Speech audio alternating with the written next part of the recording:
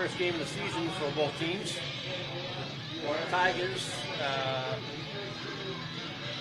looking to have a much better season than last year. A lot of young talent on the team.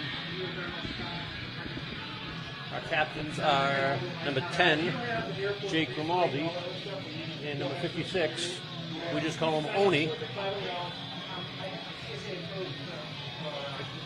Captains for Brookline are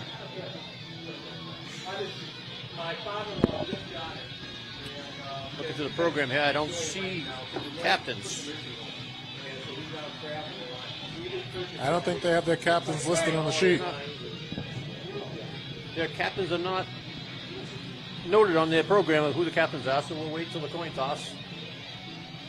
I'm going to guess here that it's number 26 Cam Lazema and Caden Nystuen, since their names are boldface. Yeah, good call, Ed. We'll go with that. I could be wrong. I'm going to go with you.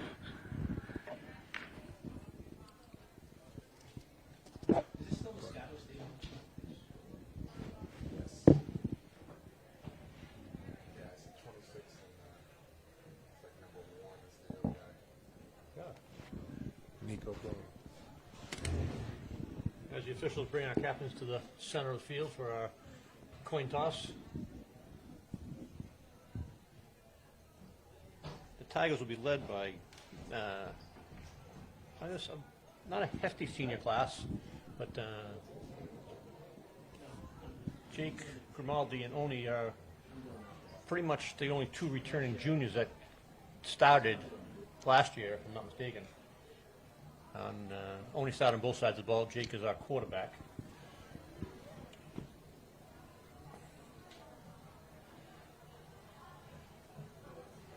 I know we're anticipating a big crowd here tonight, being the first game that fans can actually come to. And we are being broadcast live over the internet and the wonderful world of Wi-Fi. We can. I know there's people in Florida that are watching tonight.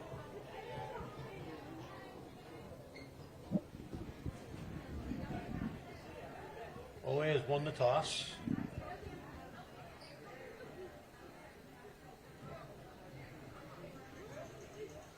I'm thinking OA will take the ball. Get their feet wet, get going, get the early score, and we will take the ball, and we will head right to left on your TV screens.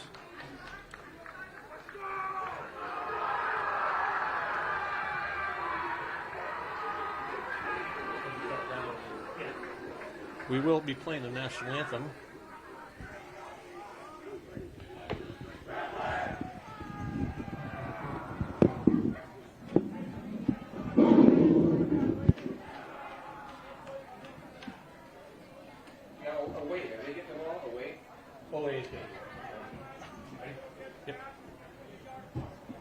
Ladies and gentlemen, welcome to Moscato Stadium and the beginning of the Ames Tigers football season.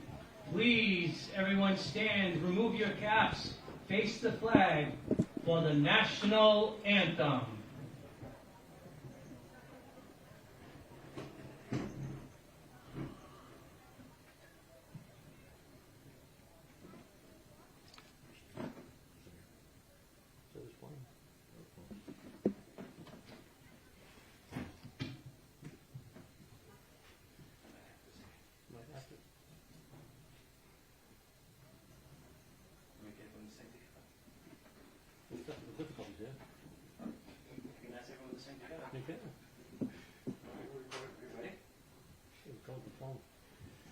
Ladies and gentlemen, we're having technical difficulties, so can we all please sing together?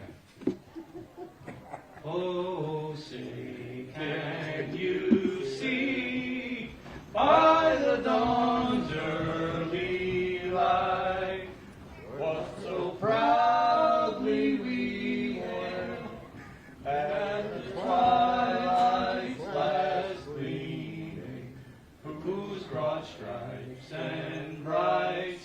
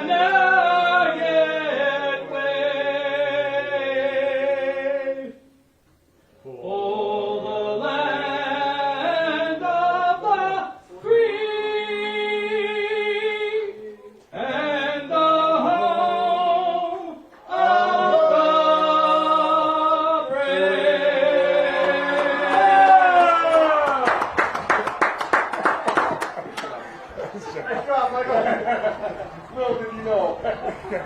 Wow, that wonderful rendition of the national anthem was sung by one of our players' fathers, Mr. Michael Summers. He was thrown into action. We will have a little technical difficulties here with our iPad. At Mr. Maskey, if you're watching, Mickey I tried Moonlight to at hook your Bruins phone- your games. iPad up, but I couldn't do it. But we're underway. The Tigers will be kicking off, coming out of the south end zone. Excuse me, we'll be returning out of the south end zone, and Brookline will be kicking off from the 40. I believe they're we say they're the Warriors, right? They are the Brookline Warriors. Brookline Warriors.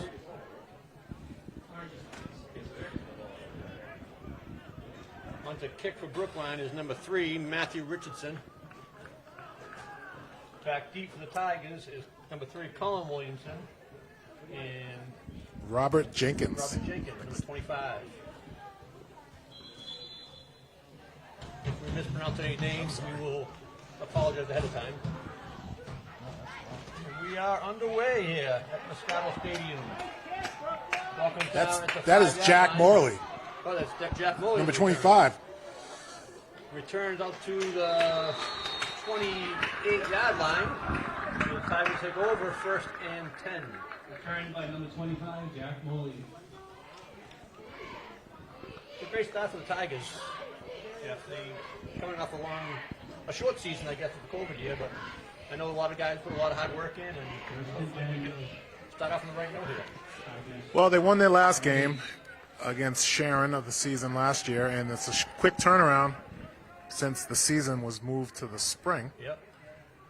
So not a lot of downtime. No, we do have offensive line, or we'll get to the Grimaldi rolls out to his right. A little jump pass intended for number 6, Chad Silva. Our offensive line, I know we have Number 6, Chad Silva. Jeff Young at left tackle, only at left guard. John Keary is our center. Right guard is number 65, Jaden Hinton. And our right tackle is Min Nugent. Like I said, quarterback is Jake Grimaldi. Our number 6 is Chad Silver, our tailback. Split wide is Jaden Graham. Colin Williamson is the other running back. And split wide to the other side, I believe that is Sean Friel. Moley in motion. Flag on the play. Flag on the play. Looks like number 3, Colin Williamson, jumped just a little bit early. Offsides on Easton.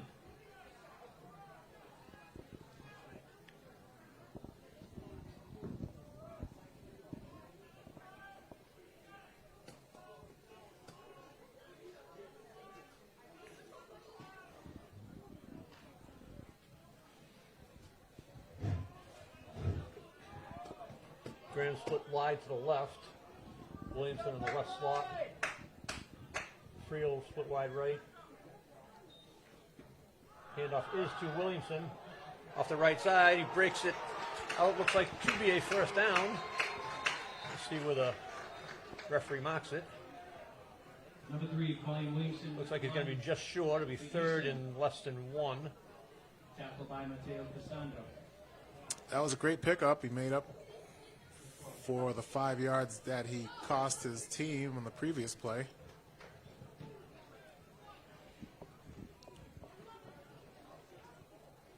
I First down to Easton. believe the tackle on the play was Looks made like by they gave him a Cassandro. first down, 15-yard gain there. Nope, they did.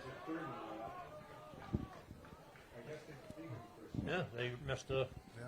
Took another look at it. We'll take it.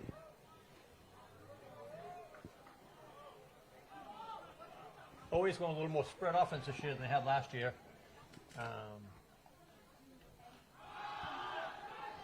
Ball on the outside hands to Jack Morley. Gets taken down, but not after picking up a first down. Tackle was made by number 3, Richardson. Handoff to number 25, Jack Moley. Tackled by number 1, Jack Morley laying. Brookline. Oh, Laying a there little is- bit of there is lumber a there. flag on the play. Oh. So the flag on the play, nobody saw, is a holding call on Oliver Ames. And for those of you who have Flag on the play. Hold not against Easton. watched football this last year or so, the new federation rules are it's from the spot of the foul. So we will have a first down in about 17 or First 18 and 17. instead of your first and 20, as a lot of people would know in the past. Morley in motion. Handoff is up the middle to Silva, who plows, gets just about 9 yards.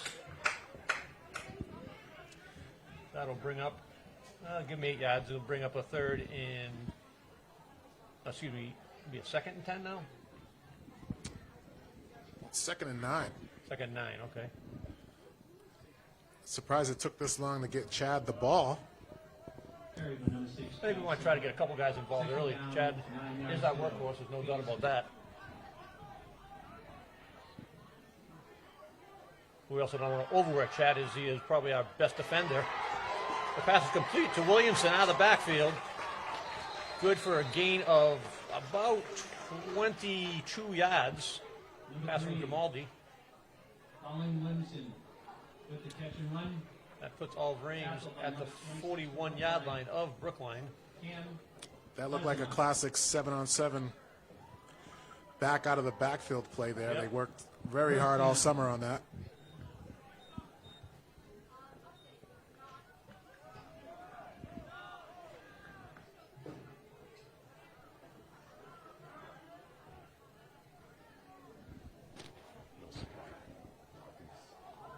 The handoff to Williamson, who was in motion around the right end. Gain of about 3 or 4 on the play. Run by number 3. Colin Williamson. Didn't look like he bounced that out early enough. By number 1. Nico. Might have got more if he took it to the outside, but I think he Cut it up. cut it up into a pile of Warrior players. 2nd down, 6 yards to go. But this is a nice drive. I like what they're doing, being very conservative, running between the tackles, Mixing it up offensively. They had a couple pass plays in there. a couple of screens. Well executed. I'm looking at where the shotgun now was about the pistol formation with Williamson, about the 6-yard pass. That's actually a penalty on the play. It shouldn't even be a snap. Flag on the play. Once again, federation rules are as soon as they're in the neutral zone, it is a penalty. There is no getting back. For those of you at home that are unaware of the rule. So that'll bring up a 2nd down in 2 for the Tigers. Flag is I down. think I'm much more of a fan of the old school way where you got a free play if the defense Yeah. jumped off sides. I would have to agree. It's well, the age of you and I, Jeff, and the coach that we did, we always told the kids to take that free play. 2nd down, It's 2 yards. different. It's different now. Us and Texas were the only 2 states that didn't abide by the federation rules, and we adopted it, and Texas has not. They will say with the way they play, and I think they do a pretty good job down there. You would think the games might take a little longer with all Yeah. the stoppage. True. Kamali back to pass, lays one up for Frio, who's wide open. I don't think he expected it to be that wide open. I think he might have lost it in the sun. I'm sorry, there's no sun. Yeah, it could be the lights. Could be these beautiful new lights they have here at Moscato.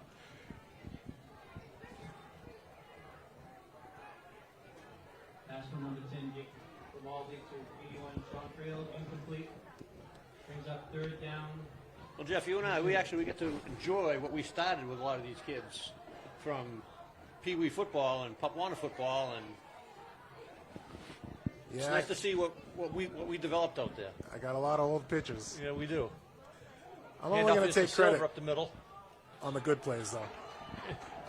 and that he is tough to take down, and he is being helped by a teammate. I think that's Friel trying to make up for his drop, trying to carry Chad across the goal line.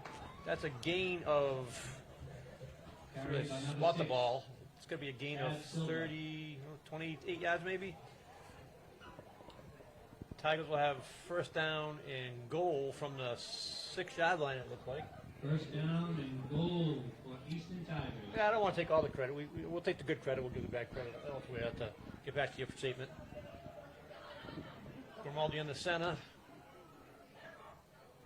Jack Morley up the hands up the gut. Belly, Silva inside, dives handoff. into the end zone for the Tigers' first touchdown of the season. Great misdirection right there. Tigers. Hopefully the first of many. Touchdown by number 6, Chad Silva. The offensive run this year is a little different than last year, but very mildly different. We're just spread out a little more, and we have the same, movement with the backs. And I think if the blocking is there and we got the speed in the backfield, we can make some stuff happen this year. On the kick is Sean Friel, ball being held by Wayne Casey. The ball is blocked. Extra point by Sean Friel. Came off his foot a little low. Is it low? Made it easy for the Brookline Warriors to get a hand up, knock it down. But I'll take that first drive any day. It's nice for the Tigers to play ahead. Conservative, kept the playbook a little smaller than previous games Yep. and years. Kept everything inside the tackles. A couple outside, but for the most part, yeah. We stayed within ourselves, I think. And I think they're building off last week's scrimmage. We scrimmaged Whitman Hanson last week. I don't know if you saw that, Jeff. The same type of drive, the first drive against Whitman Hanson. And I don't know if we got a touchdown on that, but we did beat Whitman Hanson. I think it was 26-20, maybe. I think. But it was a good outing, especially for us. Whitman Hanson's always been a powerhouse there. For the Tigers to get out an early start here and get some momentum going. Friel was on to kick, and just from last week, he does have a huge leg. Hopefully I'm not going to eat my words here, but this one is short. It's actually a free ball. On to tackle for the Tigers is number... Great pursuit. Everyone stay in their lanes. Number 32 and number 22. Turn for Brookline by number 11. 32 is Jordan Young, and 22 is Henry Marioni. Tackle On the by number tackles. 22. With Easton, Henry Marioni. Jeff, you know from my coaching past that my favorite part of the game is special teams.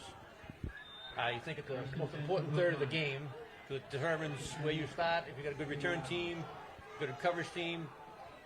Right now they're starting inside their 24-yard line. Inside handoff. Inside handoff number 10. Chase Halfkenny. Carried by number 10, Brookline. Jaden Hinton drags him down. Halfpenny. Oh, Looks like they're going to go hurry up offense they are there. going hurry up. A little movement in the backfield there. The quarterback for Brookline is a sophomore, Joshua Karp. Tackled by number 65, Jaden Hilton.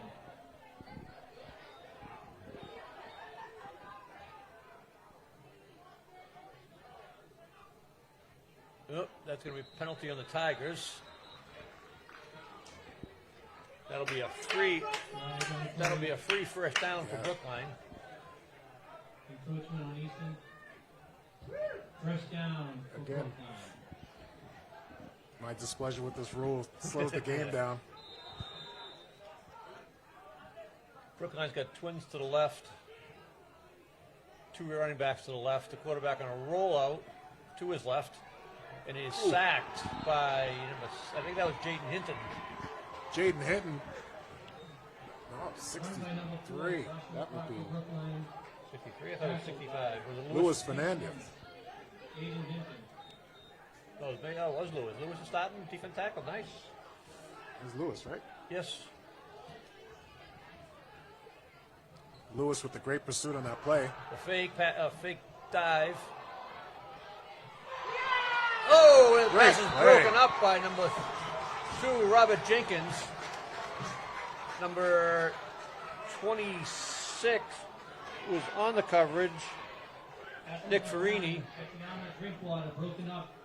And doing a little research, my partner here found out that number 81, Drinkwater, is what? They're all league from last year? All league from last year as a sophomore. Looks like he's going to get a lot of attention by the quarterback. Oh, he burned the timeout. Timeout. All the Ames. That was a great throw, but better defense on that play. Yes. Jenkins came in. Jenkins Nice legal hit. came in from the opposite safety position.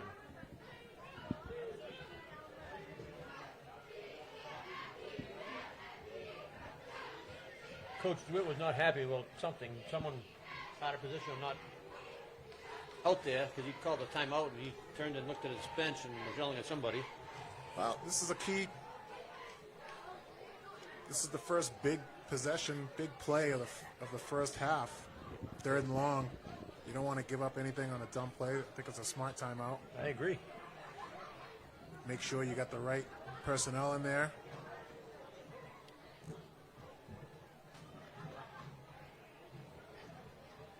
What a beautiful night of football. Absolutely. You couldn't ask for a better night. Not a cloud in the sky, slight breeze, a packed house it looks like as I'm scanning down. The fans are filing it in. 3rd and 12 for Brookline. Getting some last-second instructions from their coach.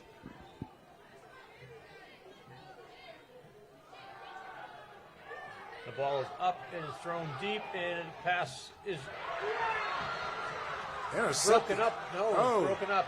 Robert Broken up. Jenkins had a chance to intercept that, I thought, and I think Drinkwater actually might have knocked out of his hands this time around. Pass number 81 for Brookline. Cutting on the drink water broken up. And number 2, Robert Well, Jenkins. sometimes it's better 4th down. to knock it down on a deep ball like that because Yep. you never know what you're going to get out of a punt this early in the season. And they're actually going to bring Williamson in. Robert Jenkins came off limping. Williamson is on the field to return the punt. The snap. Kick is away. Fair catch is called for out the 31-yard line for the Tigers. Just about the same result as if they caught that interception. Correct. 31 yards. 1st and 10. Just a little more time off the clock. Yeah, you want to pad your stats. You can catch the ball, catch it. Yep, I agree. I think he tried to catch it. Robert's not one to give up easy plays.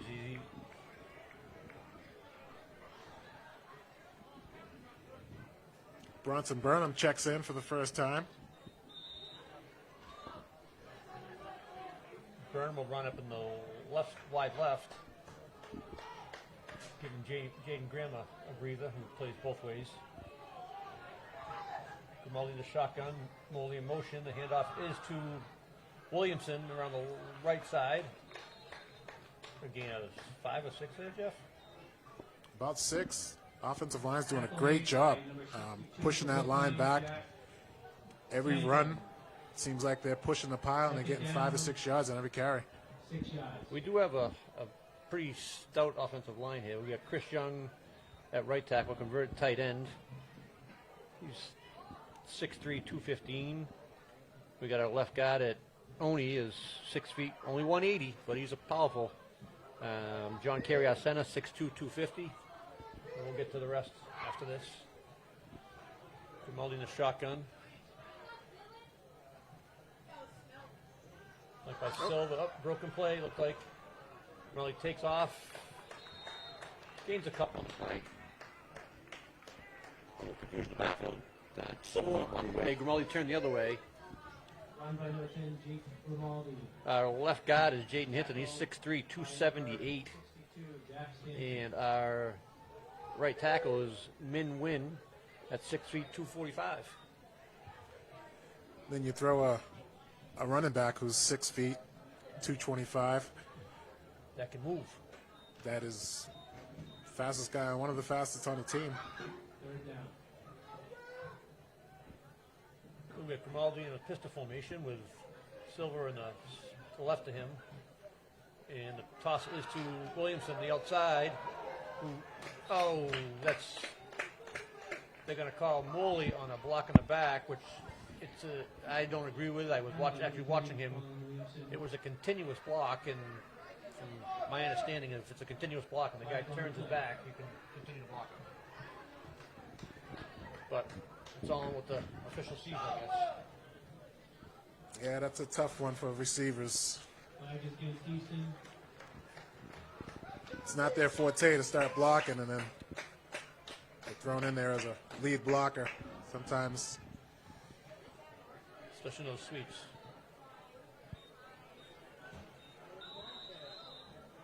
That'll bring up a third down in 13.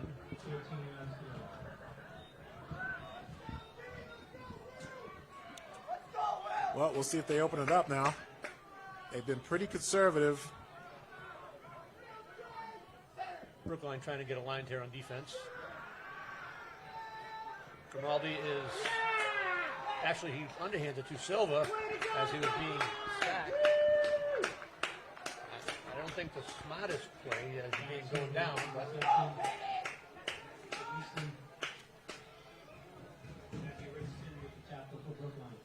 Brings up fourth down. bring up fourth down and 14. Well, at least on that play, he got his completion percentage up. Yeah. A little bit of Pat Mahomes, Yeah. a little bit too much watching of one of the greatest. We have Grimaldi is our punter as well. It puts you in hand if you ever want to run a fake. You got your quarterback with the ball, but I guarantee we're not going to fake it here. The punt is off. It's a good one. Got Chris. The ball bounces and will come to rest at the 40-yard line. Brookline will take over at the 41, they're going to call it.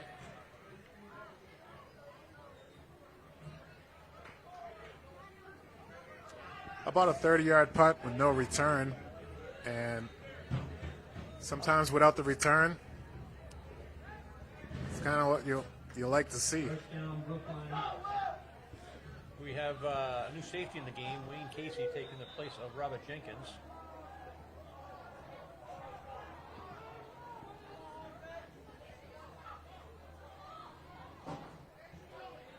Shot the high shotgun, excuse me. Hand off to the back, who was brought down, I'm going to say, for a loss of one. Now, I think Lewis was in on that one again. Run by number 25, Leo. And Chris Young, for good measure, jumped on the pile and got everybody else. Our defense line, our left end, we have Jaden Hinton. Our left tackle right now is John Carey. Luis Fernandez is our right tackle. And Chris Young is our right end. And they're looking for the 81, is, again, Drinkwater. It was complete. Pass is taken down by number 12, Wayne Casey. Reception by number 81. Nick Farini was on the coverage. Brookline, Drinkwater. Tackle by number 12. Wayne Casey. Jenkins back in the game for Casey. Well, Drinkwater is their all-star. I think they're going to look his way every time they get into trouble. It seems like it. Just throw it up there, and he's a big target. Well, miscommunication in the backfield there. Attack on the play was made by Oni. Leo Reyes. Second down. Trips to the right for Brookline. Quick screen. I believe it was tipped. No, I think it was batted down by Morley. Third down. I'd like to see the deflection So we got the third sign down thrown up and by the 4. official, but he didn't do it. Dangerous play out there on the flat for any quarterback. I guess they were giving Drinkwater a little bit of too much room over there in the left slot. But he just wants to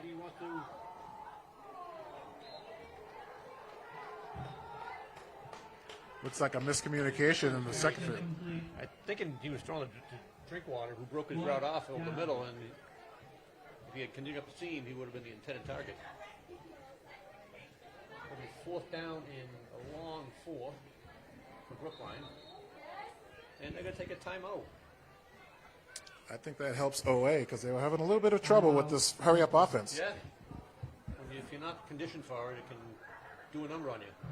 And we have a number of players that do play both ways.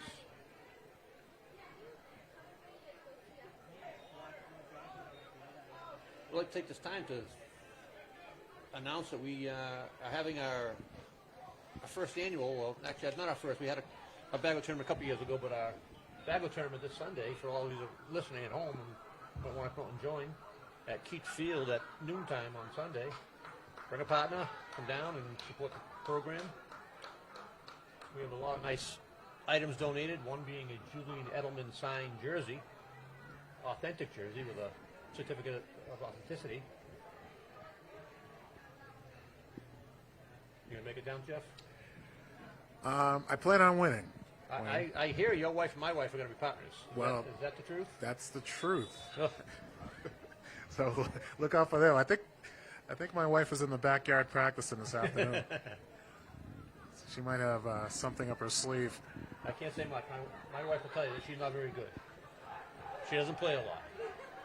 But it's all about having fun and being competitive. It's even when I stink at something, I'm going to make a lot of noise and give it everything I got. Snap. The ball is passed. That did look like a backward pass. It did look like a backward pass to me for the second time. Tigers will take over on downs. But I'll take it. First and 10. 50 seconds remaining in the first quarter. The Tigers have a 6-0 lead. Brookline seemed to be moving the ball pretty well. Got a nice gain from Drinkwater, but that's all. I mean, if we yeah, they ran a few plays, screens to the short side of the field, which I don't understand because there's a lot of traffic over there. It doesn't give your receiver or your running back much room to operate. Cornwall takes over, first down, 10 on the 23. Williamson in motion. Handoff is to Williamson. He cuts it up inside the tackle for a gain out to the almost 28-yard line, looks like. Yeah, nice. Again, every time they go right guard, right tackle, they get about 5 or 6 yards. My type of football. It's what I grew up with.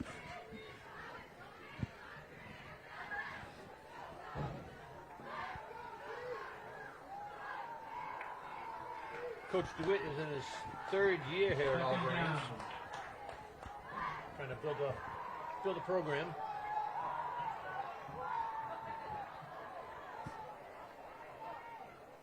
Grimaldi in a shotgun. That's going to be the end of the first quarter, with the Tigers leading 6-0. That's the end of the first quarter.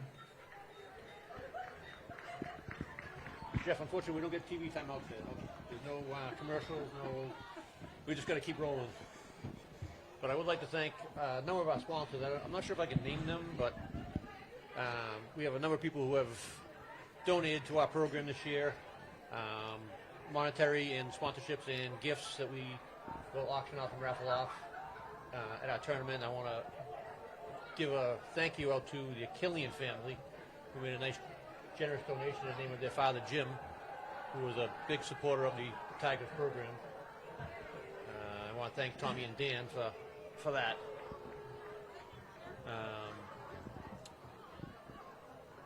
Other than that, we have a lot of local TV, Eastern businesses that help out this program.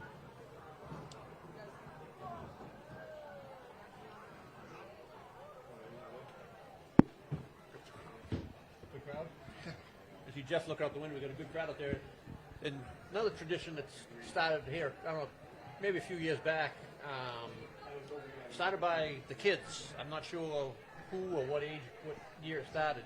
They have a Twitter account that is handed down every year to a group of seniors from previous seniors, and they communicate with their classmates that way, and they have different nights, themes.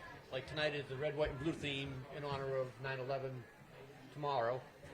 They thought it would be very respectful to honor the victims of 9/11. So the student body is wearing red, white, and blue tonight. I have seen the American flag flying around. Back to the 1st and 10, Grimaldi shotgun. Handoff is to Silva up the left side. Good for a short gain. Handoff to Chad Silva. Gain of 2 will bring up a 3rd down and 3. Nope, Third down. call it 3rd down and 2. Yeah, Brookline's pretty stout up there on that carry. Looks like they ran right into number 62 there. Looks like he's one of their bigger linemen. So they have no weights on there. That's Jack Stanton, a senior from Brookline. Muldy on the center. Williamson in motion. The handoff is to Silver up the left side. And he busted outside. He breaks a tackle. Stiff arm. He's at the 40. And he's brought down at the 26-yard line, 25-yard line of Brookline. Number 6, Chad Silva with the run. Huge run for the Tigers. Tackled by About number 45 yards on that one. Brookline. Once he gets on that outside, Down Easton. he's so much bigger than anyone in the secondary that it's going to be really hard for a corner or a weak side safety to get him down. He is a specimen. He, as big as he is and as fast as he is, it's amazing. I think people take it for granted. Oh, the big kid can't run that fast. And he reads blocks very well. And he reads blocks. Very impressive. He's got a no-quit attitude when he's running the ball. He runs angry. Grimaldi shotgun back to pass. Throws it to Jenkins on the left side, who is brought down in about the 13-yard line. Will be a 1st down for the Tigers. Nice little back out of the backfield. I think he lined up in the slot. Jenkins for Easton. Tackled by number Great. 10. Another good pass by Grimaldi. For Brookline. 1st down. The one thing I Easton. don't understand in this day and age of football is why our quarterbacks don't have wristbands with the plays on them and just call it in like we did that in Papuana for a few years. Hey, they're going back old school, you know? Got to read the sideline. The handoff is to Williamson, who cuts it up, then pops it outside. Stiff arm.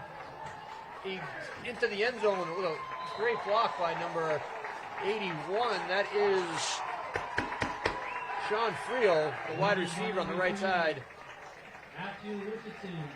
Touchdown Easton. Tigers take a 12-0 lead. Colin he wasn't going to get denied on that one. He ran into about 3 of his own players along the way and then busted through the end zone, being dragged by about 2 Brookline players. And that is one of our former players, Jeff. It is.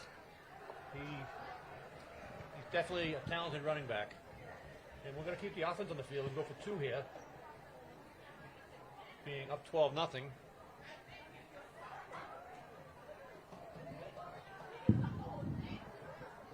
It'll give us Robert Jenkins deep behind Grimaldi. Moley in motion. The handoff is to Jenkins, who cuts it up. I believe he stopped short. He is stopped short. And off to number 2, Robert Jenkins. Stopped at the 1. But another solid drive by the Tigers. 2-point conversion is no good. 3 drives, 2 touchdowns. The Tigers and the coaches have to be happy with this.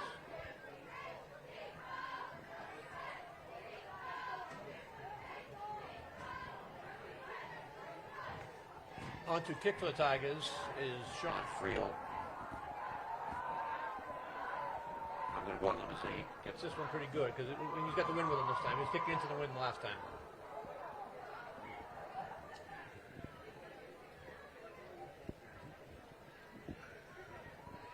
Well, I'm going to take the law of averages. And hopefully this gets past the 20-yard line. I'm going to go out one and say he kicks it inside the 10. All right. In the air. Over under. So who's your part this weekend, Jeff, for the Bagel tournament. Do you have one yet? It's going to be Russell Burnham. Russell Burnham. Very nice. Yeah, But he might send in a substitute. The ball comes down at the 25 and is down at about the 21-yard line.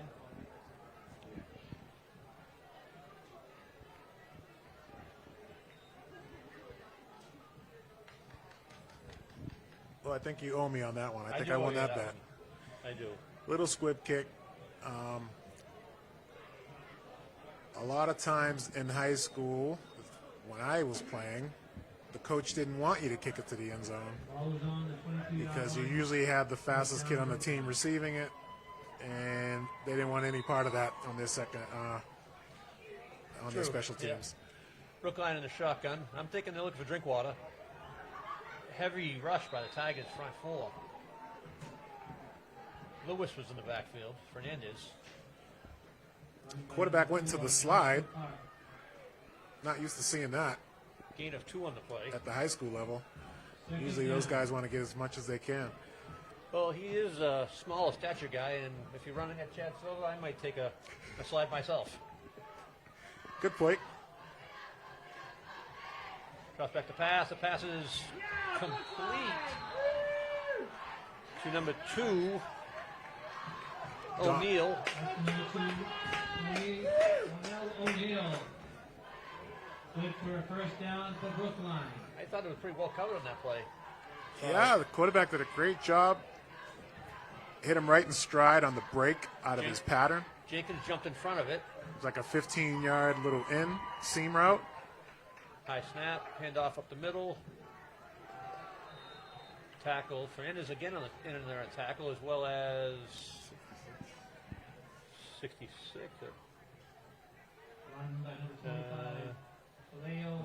56.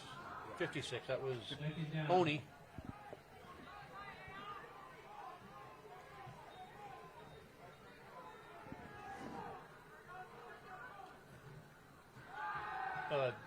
Play action. Pass thrown pass was thrown behind Drinkwater. I didn't think that pass was anywhere near the receiver. But who knows what they're calling.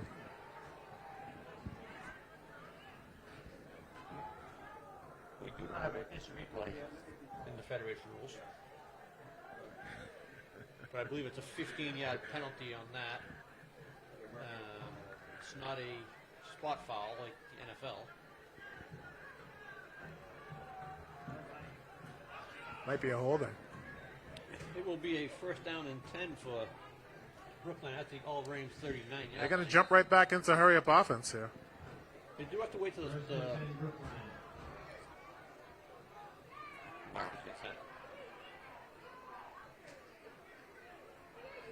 shotgun snap.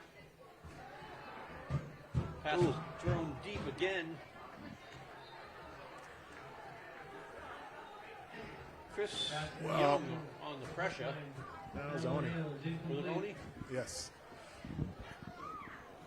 Second down. Quarterback's pleading with the referee, looking for a late hit of some sort, but I thought he got him when his arm was in motion. Yeah, I have to agree. I think our front four has done a spectacular job defensively tonight. Right now we got Young, Fernandez, Oni, and Hinton in there. They got twins to the left, shotgun. Oh, Silver on the blitz. Again, the deep ball to Drinkwater. That is 81 Drinkwater is incomplete. I think he mistimed his jump. The pass was there. And Trying to get your number on the cornerback. That is, I believe, number 9, Jack Perrin on the coverage, as well as Robert Jenkins. this quarterback might be small, but he put that 45 yards in the air, kind of moving to his left. So this kid's got a big, strong arm. Drinkwater's only a junior. Rush up the middle by Oni again. Again, throwing off the wrong gotta foot. be picked. But that's Pass broken up by number Not sure the number. It was Nick Farini, number 26. Had a chance for interception. I think Drinkwater might have made a play on that. 4th down. But Oni blew up somebody in the backfield. Well, the old saying is that's why they play defense. Yep. A couple of missed opportunities in this game by the Oliver Ames defense, but they're holding their own. Brookline is lined up to punt here from the 39-yard line. Looking to put the Tigers back deep.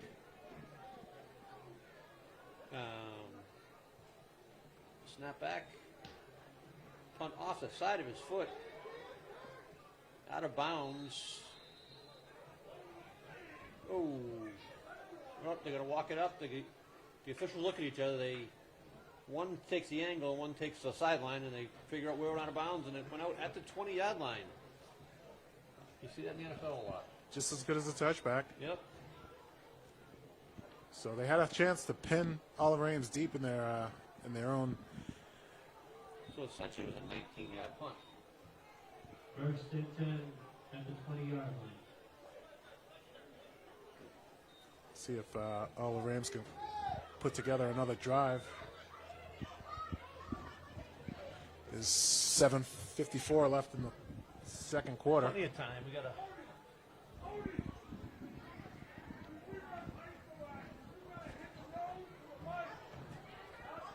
I guess so Cody is out right now on the bench. Giving some guys breathers.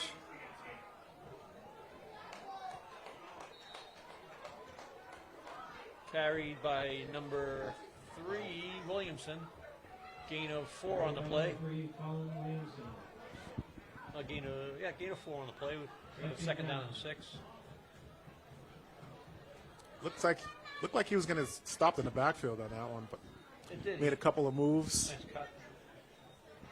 So I'm trying to figure out who went in for Oni. At the offensive line, so it would be a left guard. It looks like Chris Mills, I believe.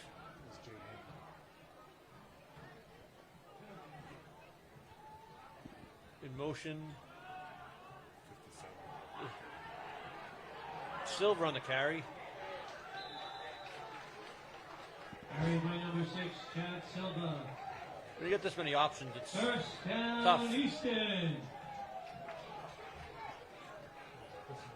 Chris Mills. Good, Chad Silva with another strong carry. Bringing defenders with him downfield. It's pretty much his claim to fame.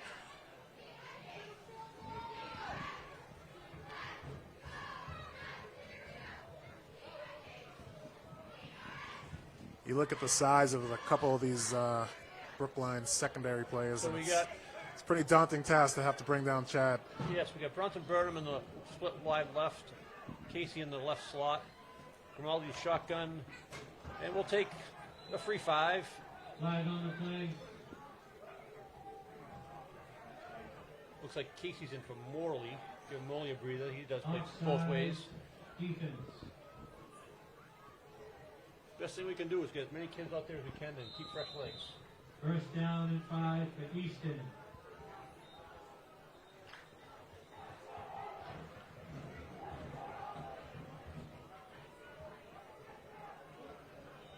Ball right at midfield. Handoff is to Silva, who is met in the backfield. He gets out of it. He got back to the line of scrimmage. Made a couple moves. Run by number 6, Chad Silva for Easton. Tackled by number 10. Yeah, Chase Halfpenny for Brookline. the right side of the Brookline 2nd down. defense. He's getting fed up.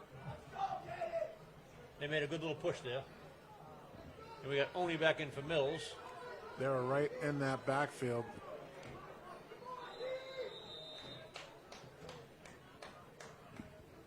Timeout, Easton. Timeout OA. Coach DeWitt's pretty fired up over there on the sideline. I think we might have too many men because you see Bronson Burnham kind of run off the side around the I don't know if he was subbed out or didn't know it.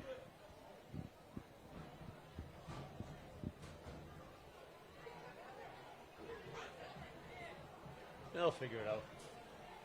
It is game one. Things happen.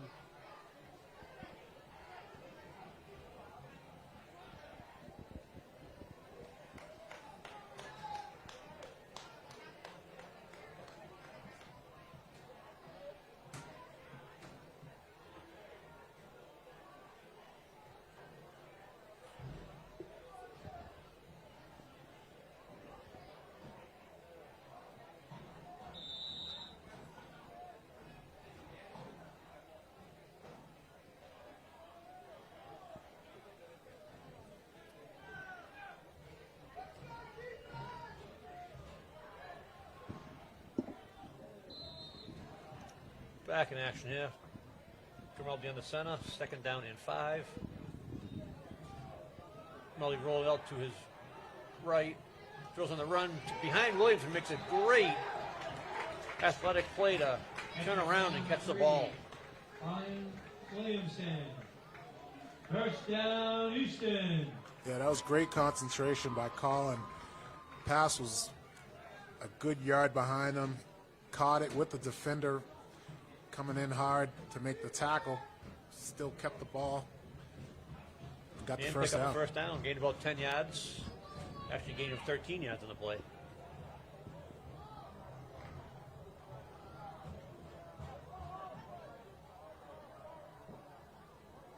Grimaldi on the center. Casey the lone back. Moley in motion. The handoff is to Moley.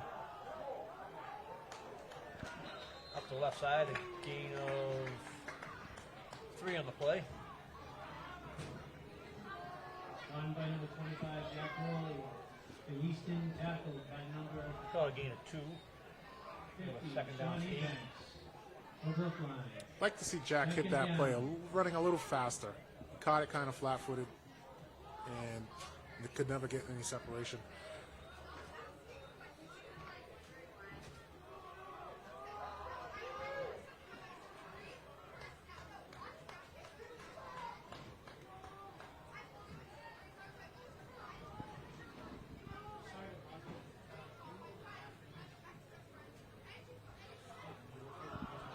Handoff is to Williamson, who breaks the tackle.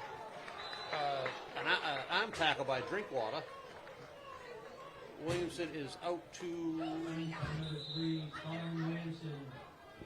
Colin Williamson's slow to get up. Tackled by number 50, Sean Ebanks.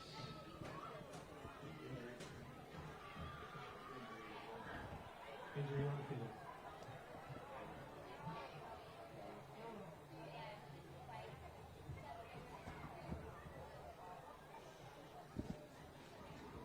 he's up. Quickly up. Just hopefully got the wind knocked out of him. Third down. Bring up a 3rd down and 1 for the Tigers. Silva back into the game.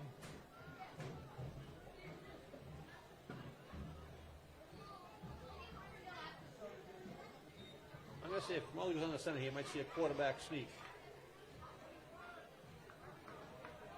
The push our offensive line has been getting. And the size of our quarterback. Somebody moved early. Flag on the play.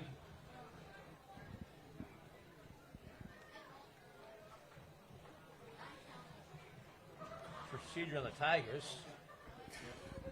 Short yardage. I'm You can't. going to go out and say that was on first sound and that everybody but the center picked up on it. Right. It didn't look like everyone was on the same page on that one. A couple of guys moved, and that's the last thing you want to see on a 3rd and short like that. So now brings up a 3rd and 6 with 3:26 to go in the first half.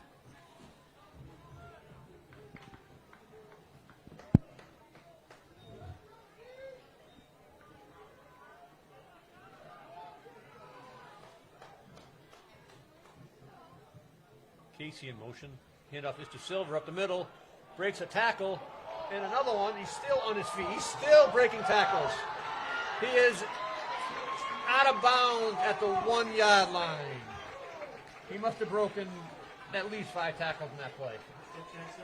Chad Silver on the catch. Chad Silver with that gain of 33 yards on that one. Like I said, if Chad Silver's coming at you and you're a cornerback or one of the weak side safeties, that's not a good thing. I just saw number 1 holding his head like, what do I got to do to take this kid down? Yeah, they're the corner on the left side of their defense. Corners with the other cornerback. Doesn't look much bigger than about 5'5", 5'6", and Chad's easily 6 feet, 225 pounds. We got first and goal, ball on the 2 yard line for the Tigers. The handoff is up the middle to Silva, who plunges into the end zone. For the Tigers. Great push by the Tigers for that 1 yard touchdown run for Chad. Great to see the head coach give it right back to Chad so he can finish that drive.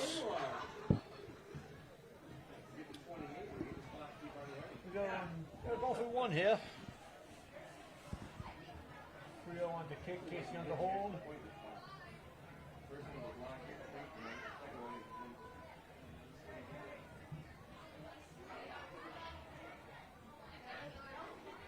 Looks like an early start there. Flag on the play. 26. He beat the snap there. Brookline. Looks like he was showing off his sprint skills. Definitely. I think he started from the back of the end zone. Now we're going to put our offense on the field because now we're going to go a yard and a half. And I'm going to guess that they're going to.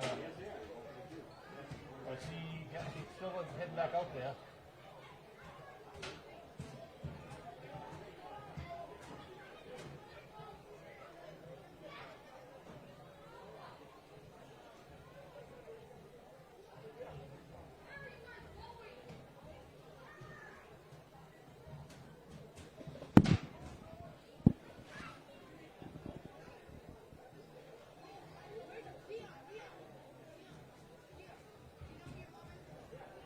We got Jaden Graham, split wide to the left, Casey to the left slot. I'm going to guess Chad's going to get this ball. I'm going to say we're going to throw it. Nope, no. Chad, you stopped. I thought Kamali had a great fake. I thought he still had the ball. Run by number 6, Chad Silva. Well, he did get the ball, but I think everyone except for my partner here I think I'm 0 for 2, aren't I? Maybe 0 for 3. knew he was going to get the ball, and Brookline made a great stop right up the middle. I got to get my eyes checked. I don't see so well anymore. I literally thought Kamali still had the ball. I thought it was a great fake. It was. Yeah, fake me out. Well, see, the first couple of years I did this, they gave me a TV monitor, right? And I had a TV monitor. I didn't have to watch the game. I watched it on TV. That way I could see actually who was making tackles, who was making mistakes. Now I got to No mistakes. look No out mistakes. there. Very few for the Tigers tonight. We take an 18-0 lead with 2:35 left to go in the first half. All right, I'm not going to jinx Frio this time. He's going to kick the ball. Well, now he's going to kick it to the end zone. I hope he does.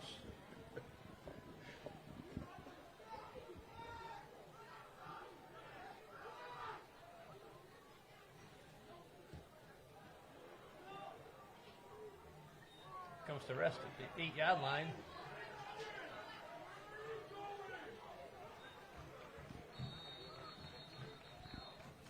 Tackled by a host of Tigers at the 29-yard line. First down, Brookline.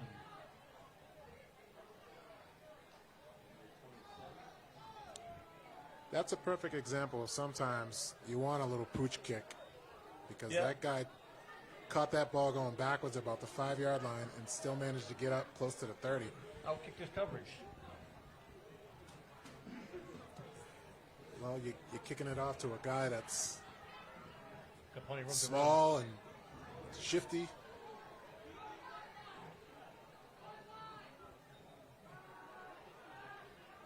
Ball ball fell to the flat. Intended for number 2. Came down awkward on his foot. That is O'Neal. Number 2, Darnell O'Neal. Yeah. Second down. They don't give any heights on their rosters here, but I'm thinking the Drinkwater kid must be good 6'4", right? Trying to He's one compare. of their taller players. I'm trying to compare it to I just ran by Chad, and got Chad listed here at 6 feet, so he's a couple inches taller than Chad. Bring up a second down and 10.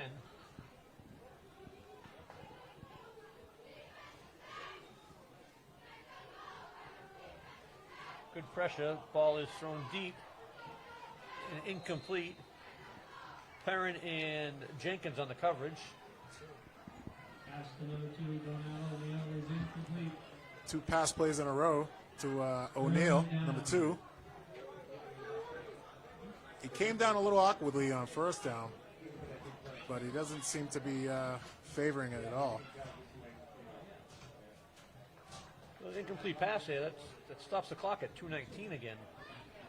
OA has a chance to put another one in if we can make a big stop on third down. Yeah, I think they still have at least one We timeout still have left. one timeout, I'm pretty sure. But they're going to throw it again. Nope, he's going to take off and run, and he's tackled on the play. And Tigers use their final timeout. The tackle is number 22, Henry Marioni. Looks like the Tigers want to get the ball back and try and put some more on the Yeah. scoreboard. 2:09 left to play. The Tigers take the third and final timeout. I just noticed that Chad Silver wasn't even out there on that defensive possession, which No, is it was Henry Marioni who took a spot. Which, as I stated earlier, it's great. It's great to get as many kids in as we can to get better depth for when we need it. When we have to play our powerhouse schedule of North, Foxborough, Stoughton. they do have some injuries at that linebacker spot also. Yeah. A lot of our guys play both ways, so if we can get them a break, especially before the half, it's almost like a longer halftime for them. You got Charlie Crocker, number 40, who's one of our substitutes, and at linebacker and running back, who's nursing an injury. Got Donovan Howard also Donovan Howard, yes. nursing Jenkins an on the injury, out takes it. and Colin Williamson is still on the sideline, dinged up. So Is we're Crocker- down 3 linebackers. Yeah. Crockett's not dressed, correct? He's not dressed. He is one of, we had him his first year playing football. He is one of the toughest kids that I ever coached. Not afraid to do anything, but yet it seems like year after year the kid has been unlucky with like a season-ending injury. I remember our first scrimmage that he took on. He was playing cornerback and took on a hit, and he got up and he was wide-eyed and like we've been knocked in the next week. And we looked at it and said, you should come up and make that tackle. I said, let the running back come run you over. And he said, okay, coach. And ever since then, he did. He's a very coachable kid. I wish him the best. Grimaldi back on the center. Drops back to pass. Lets it fly. I think it was intended for Morley, who was running a seam on that right side. Casey ran a seam on the left side. Second down.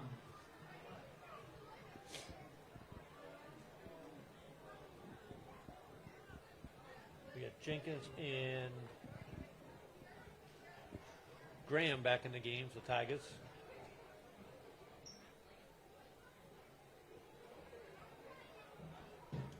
It was nice to see Jordan Young come back. He was thinking about not playing this year, and a couple weeks ago decided to play. So now he's back. And I believe he's in uniform, and he actually made a tackle already tonight on special teams. Another backup running back / Yep. linebacker. He actually was a safety. He started last week into safety last year, I think.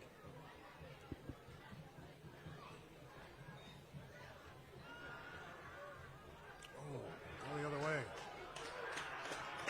Grimaldi brought down the backup by number 72. Back. Number Number 72 Jake zigged when he should have zagged. He did. He had Jenkins for Brookline.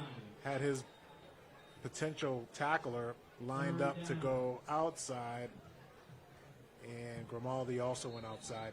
If he stepped up in the pocket, he would have had a lot of room to operate. Yes, he had the left to the right side of the field.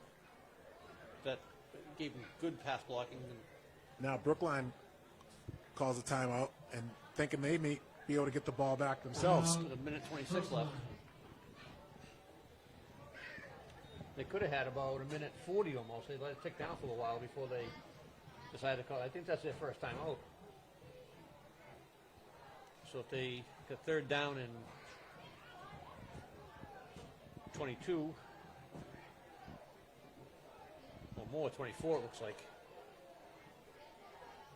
Big stop here for them would maybe swing the momentum that for them going to halftime.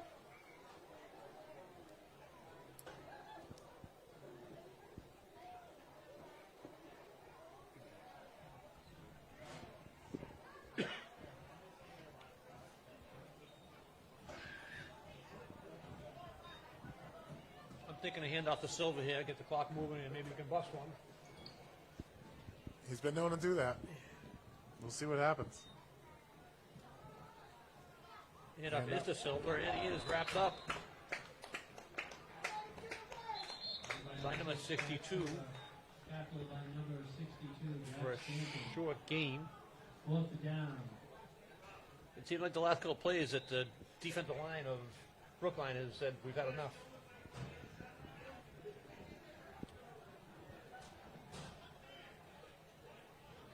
It's going to be fourth down and 22 with a minute 16 left.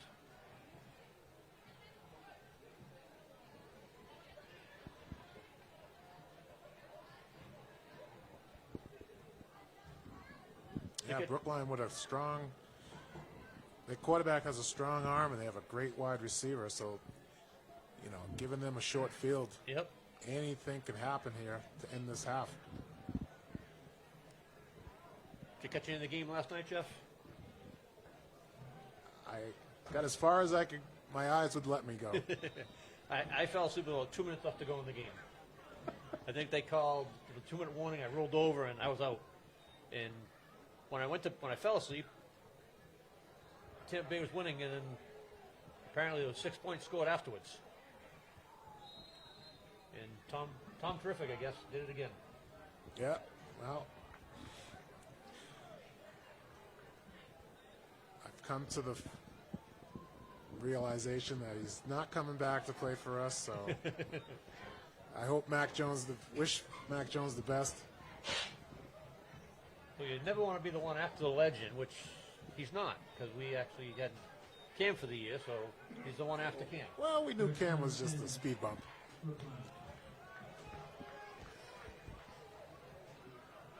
But Brookline takes over on their own 42-yard line. Looks like the Tigers are in some type of nickel fumble on the play. Oni with a strip sack. Fumble recovered by number 4. Yeah, that's great job by Oni.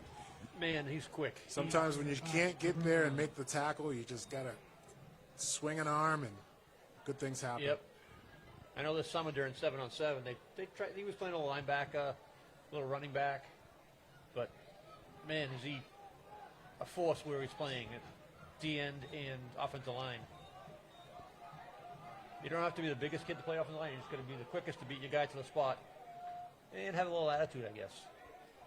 Trips to the left, and the blitz by Silver brings quarterback Carp down for a loss of. Third down. It's going to be almost a 14-yard. 14-yard loss. The strip sack, they lost some yards. Oh, that's right, too. My fault. They lost about 5. They've lost. And that's after. And that is the half. That is the half. Back to that last play by Chad Silver. You'd think somebody would have to pick up Chad Silver. At the half, the Tigers lead 18-0. We'll be back.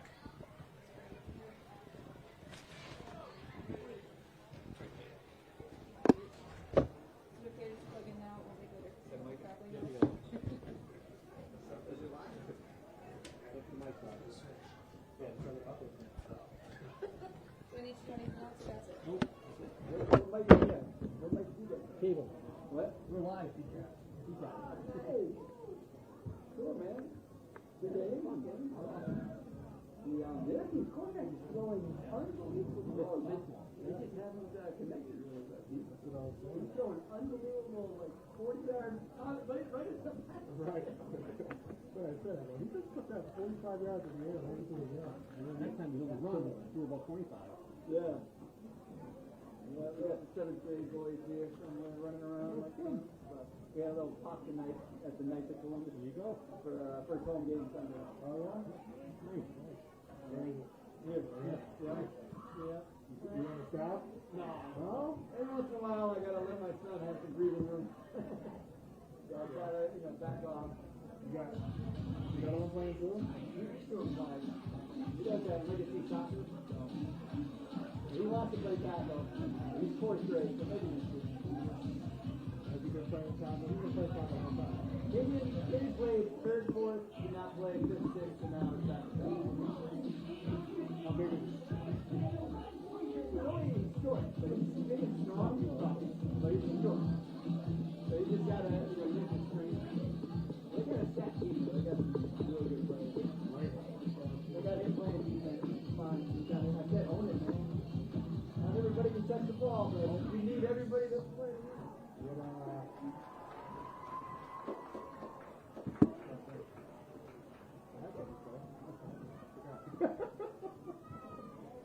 How you doing? All good, man. All good. Big crowd out there, huh? Yeah. No, I haven't been to a high school game in a while. Who's the coach? Sean Grady is his name. So he moved here maybe 2 years ago. Okay. His son, good athlete. Oh, yeah. He's a pitcher from the Pirates. Yep. So is he quarterback? He played, well, they have 2 quarterbacks. Run plays in and out. So he does a little bit of running back and the quarterback. Okay. This is the last week. But he can throw. Yeah. The other guy, Johnny Rosati. So lefty, right? Yeah. You know Scott Rosati? Yeah. So his son's the other quarterback. But he's little, so they don't. They can't. He's tiny. He's tiny. Yeah. But like, He's tiny, he's tiny? He's Yeah. tiny than Smitty. yeah, he's about he's size. So Smitty's like Russ, he's tiny than Smitty. And he's like 7th or 8th grade. 7th grade. 7th grade. Yeah, he's packing grown. Yeah. But it's got a heart. He Oh, loves to play. he He loves just football. loves those kids. Yeah. How many kids on the roster? 29. Wow. Yeah, they went from 17 in the spring to 29. So, yeah, because 8th graders are playing it, so 5th and 6th are combined, 3rd and 4th are combined. Fair And then enough. 7th grade has 21 kids.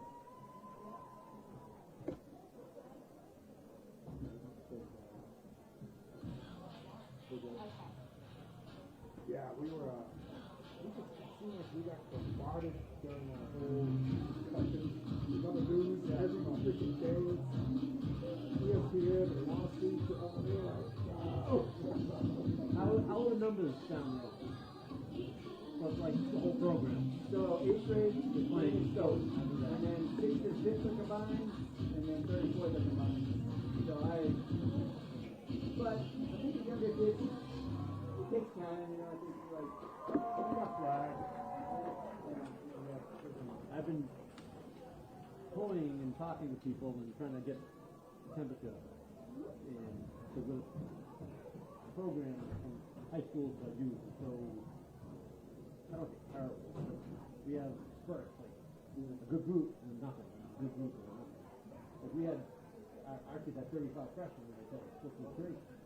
And the year after that, we had low number, 2 years above that, we had low number. so how many teams does OA have? 3. We have 3, yeah. Okay, good. Which it's only last the 3rd year they've had it. Before that, they went to, they had sub-varsity for 2 years. I guess they said. Hello? I couple. I would say 20. A couple of those guys at the NC. Yeah. Is that typical? Probably a couple of Yeah, but the kids move in, like this freshman team, so Chad just moved from 8th grade. I have about 5. Robert Jenkins didn't move here until he was a freshman. Yeah. There's a handful of kids that didn't play at all. We had 40 freshmen.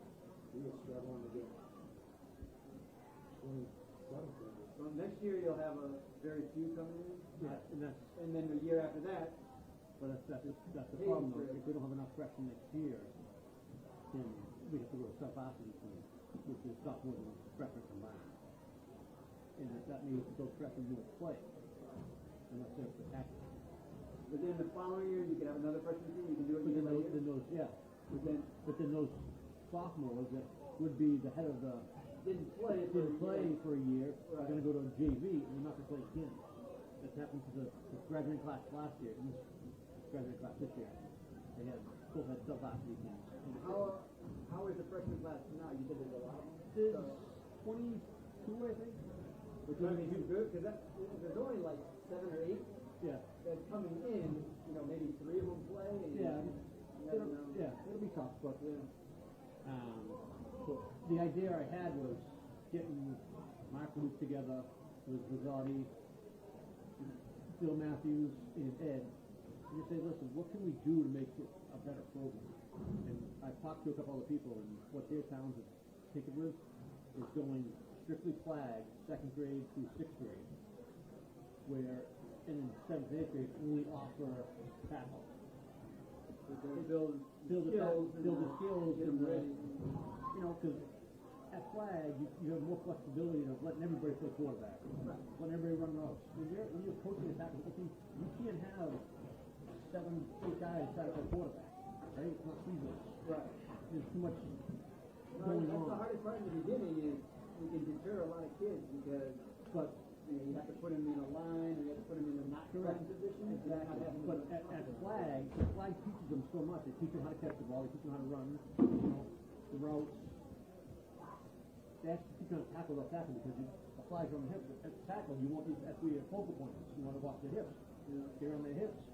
So getting low and getting head out of If it. you guys are all in alignment, I think you can Correct. cater the flag to be a little bit more development towards that. So Correct. now, But you need everybody on board. I'm coaching Sawyer's flag team. This is Mark Luke. No, I know. That's the hardest thing. And I'm a huge proponent of the tackle. Because I think playing tackle teaches you how to take a hit, get hit the right way.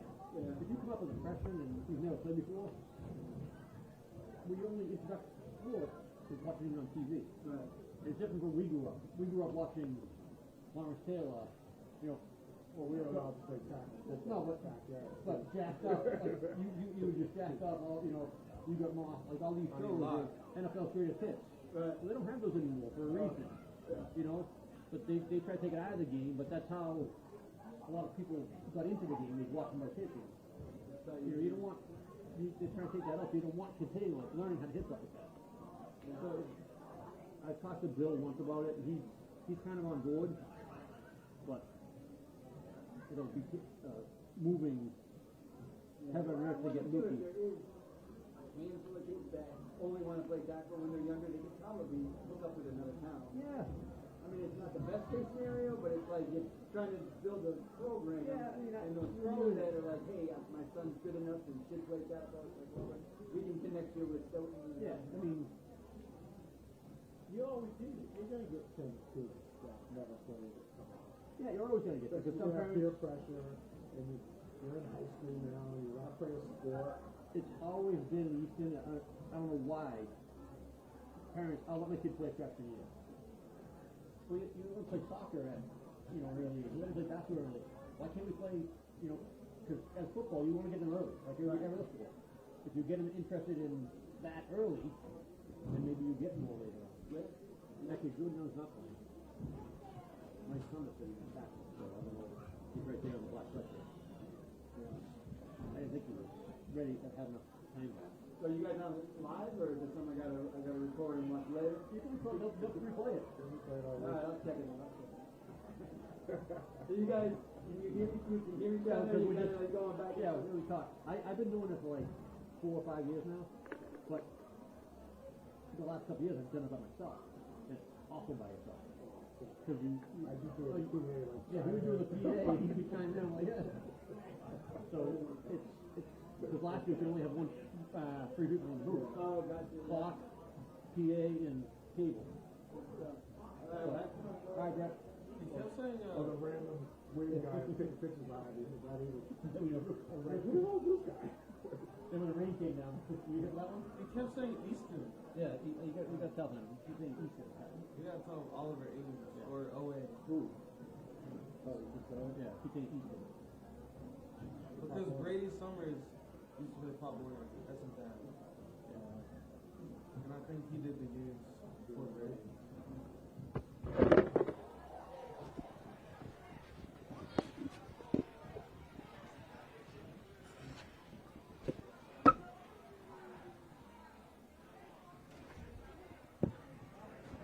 Good first half, Coach. It was all Howard.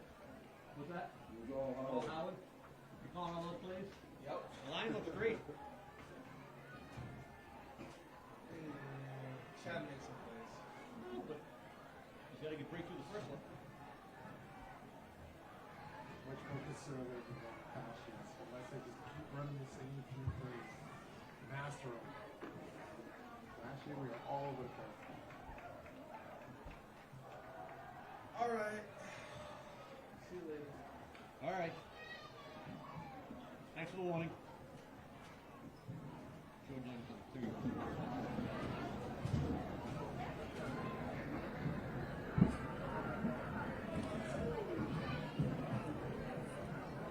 Welcome back to Moscato Stadium. I hope everyone got their bathroom break in and maybe went to the kitchen and got a beverage or a slice of pizza. Not us though. We toughed it out. The snack bar is a little too far. Yeah, we don't have liberty to.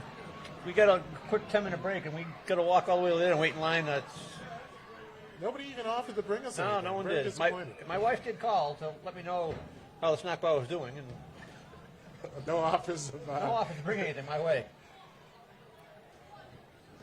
But being the Boosters president, I know it's over there, and I know we're trying to make some money, so I'll let everybody else get a chance. I'll buy.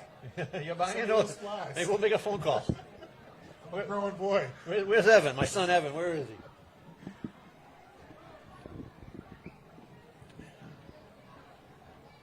We do have a packed house here tonight, folks, and it's awesome to see everybody, all the students, the student body, the parents, grandparents coming out to support the Tigers and Brookline. But it's just nice to have football, live football back.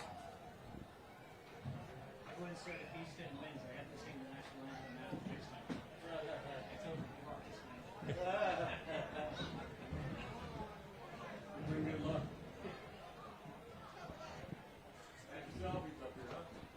We did have a request. We did have a request. All the rings, Johnny. That's not big. Who said that? We had a request with all of them. So it's like, should I say touchdown Easton?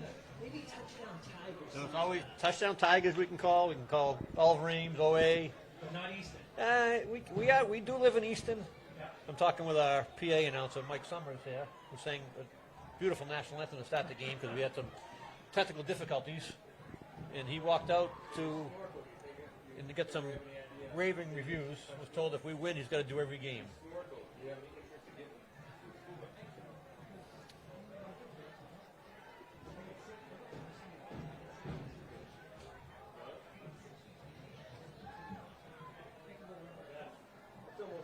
I thought when I was in the military that my 30 days was a lot.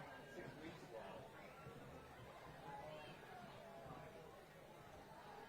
That's awesome. So coming in the second half,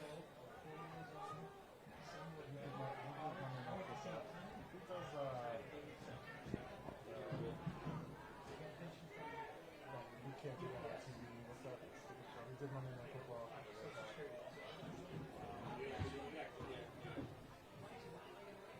No, you're right. Brookline will receive the second half kickoff. The Tigers will kick from the north end zone, left to right on your screen.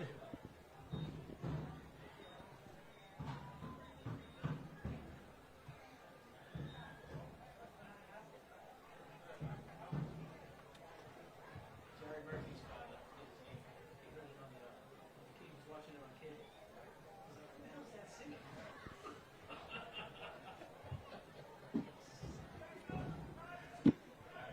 I know we have some fans out there. Apparently, Brian Murphy is watching us live. We'll give a shout out to Brian. We coached his son Jared for a few years.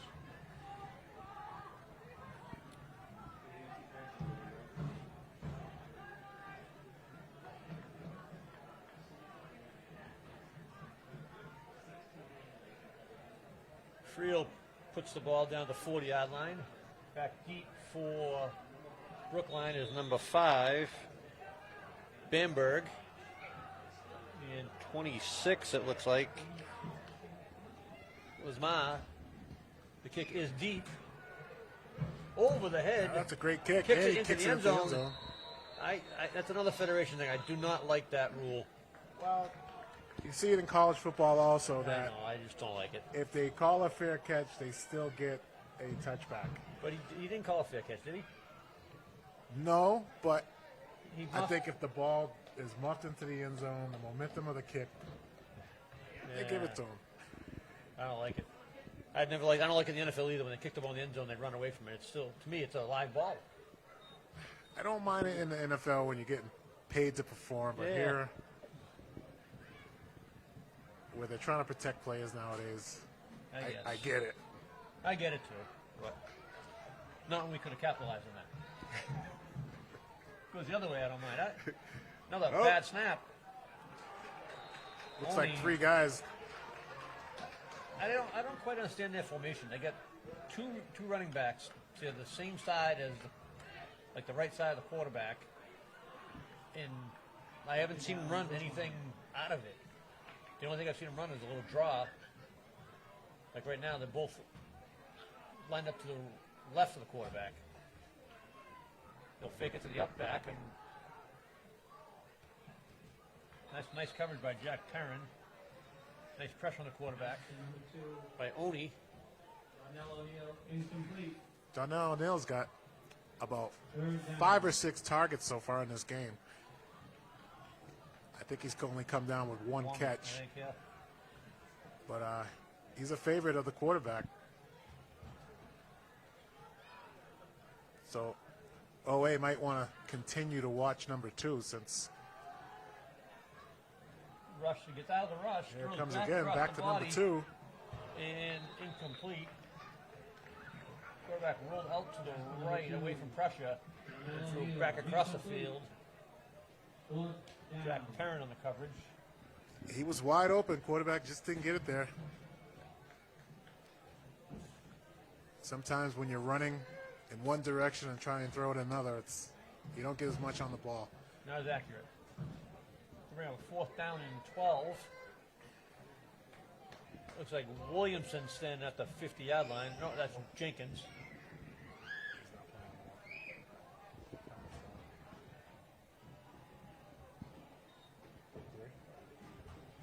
The punt is away. Jenkins fields it. He makes one juke up the left side. He's still on his feet. And we have a late flag from two flags. Robert Jenkins. And unfortunately, those are not good flags for the Tigers. Those look like blocking the backs. Usually the case.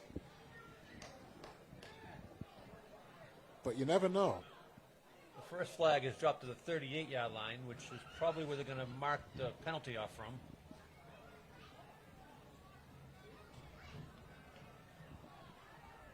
So we got a hold. They're blocking the back as declined. They're going to take the holding penalty that was on the 38-yard line. March the Tigers back to the 48.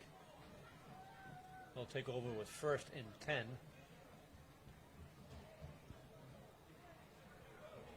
It's about where we 1st down. field the punt. All the Ames. Coach, did you see there was a college football game on a couple of nights ago, and I swear they ejected 5 players for targeting. Oh. I did not see that. I know they're trying to take it out of the game. I want to think that they got spoken to, the referees, because I didn't see one for the rest of the weekend. I got one fight after this play. That Grimaldi rolls out to his right. Still rolling out. Throws incomplete. more of a throwaway, ball intended for Silva. Pass incomplete. So, did you catch last night's game? Early on in the game, there was the microphone, the hot microphone on the official. He started to say there was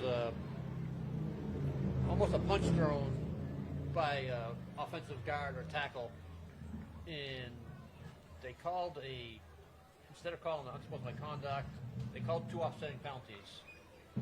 But when Mike was hot, one official said to the other guy, "Why don't we just call?" And then they shut the mic off. So it was kind of an interesting note that they were almost like going to make up a call to make it not a 15-yard penalty one way, they offsetting penalties per se. Well, I'd like to see refs get together a little bit more in plays. Speed the game up. Yeah. Don't have as many ejections. I would have to agree. That carry by Silva is close to a first down. They're going to give him the first down without a measurement. First down, Oliver Ames. So that was a 10-yard carry. The Tigers continue to get great returns on their running game up the middle of the field. That's a great job by the center and the 2 guards and the tackles. They've been pushing Brookline back all night so far. And Brookline, they're playing like a 3-5. And I'm going to say our line, they probably have us bigger sized kids, taller height-wise and maybe weight-wise. Our kids are doing a great job. Second down. The pass is incomplete over the head of Jack Moley. Yeah, Jack is one of the smaller receivers in our receiving core. And seems like you got to really put a nice pass over the top to get it to him in some of these patterns. But they're going to keep trying. Yep.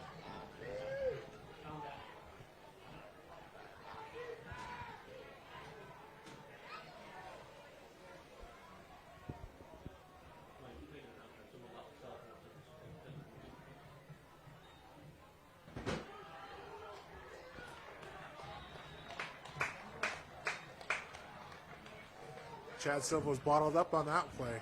Number 6, Chad Silva. Attention, if you have lost your cell phone, please come to the announcer's booth. If you have lost your cell phone, please come to the announcer's booth. Who's on the screensaver? Travis. Yeah.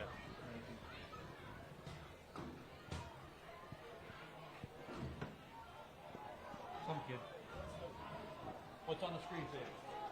Oh, yeah, there's mine. What's on the screen there? It's like a Travis Scott thing. And I need We got Jake Grimaldi on the shotgun, hand off to Silva.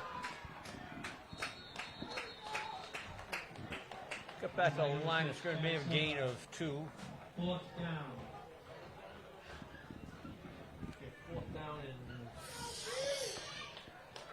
Jaden Hinton is Jaden hitting limping on the sideline, on the middle of the field there. He was downfield making a block on the safety. And came up a little gimp. Decided to take some pressure off.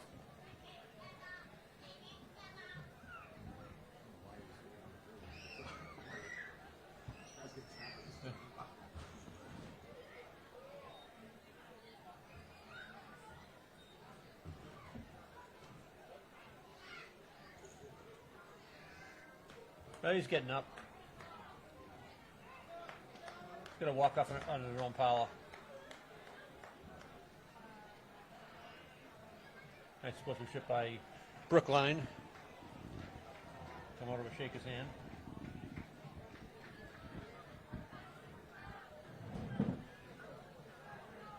Jaden's, he started as a sophomore for us last year and had a great year. Hopefully it's just looks like the trainer's checking his arm strength. So maybe it's not his legs. We can deal with an arm issue. So we got 4th down and a long 8.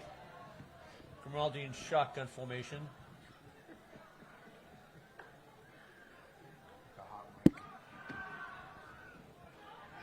Grimaldi pass deep to Jenkins, incomplete. Looks like there was a flag on the play. Robert Jenkins, incomplete.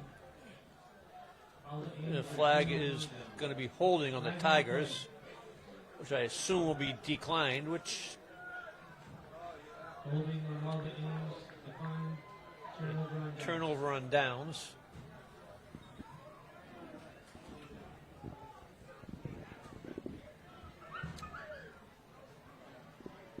Yeah, that possession turned cold real quick once Chad got stopped in the backfield that first time. And Yep. Another cell phone has been turned into the booth here. Thank you. so Brookline takes over on downs. Looking to get something going. Thrown out to the flat, but number 1, Braun. Tackle by number 22, Henry Marioni. Attention, if you have lost your cell phone, please come to the announcer's booth. Yes, if you have lost another cell phone, please come to the announcer's booth. Brookline's been in hurry-up offense the entire night. Now it almost looked like they're running a delay hurry up. They would do straight hurry up at first, in the first half. I think we slowed them down a bit. Shotgun snap. He's rolling out to his left.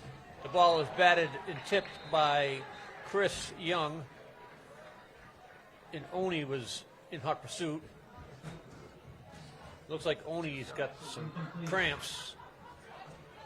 3rd down.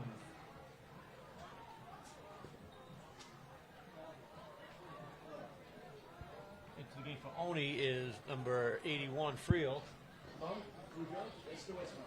Is it really? I think so. Not what's on there. That's I can't. Yeah, I'll call. Looks like they're Ball going is up thrown top. deep, and that is, I'm going to say incomplete, but they're going to call pass interference, or they're calling a completed pass here. Looks like they're calling on the catch. Number 3 pass is complete. 1st down, Brookline. Although there is a flag on the play, but it looks like the flag The flag's going to was be pass interference pass on. interference on away.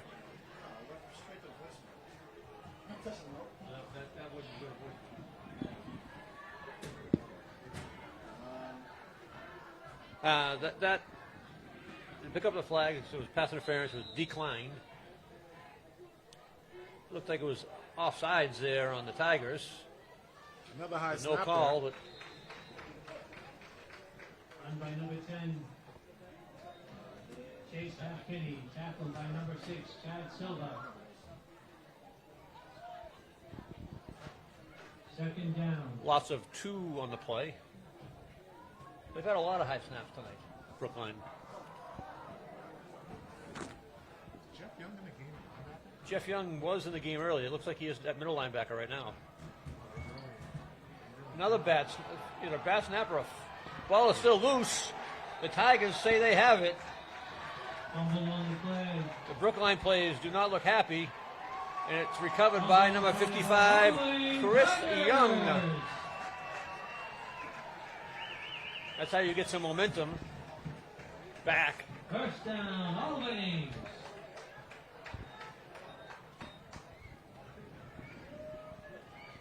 Yeah, that possession for Brookline didn't go anywhere from the first play to No. that fumble.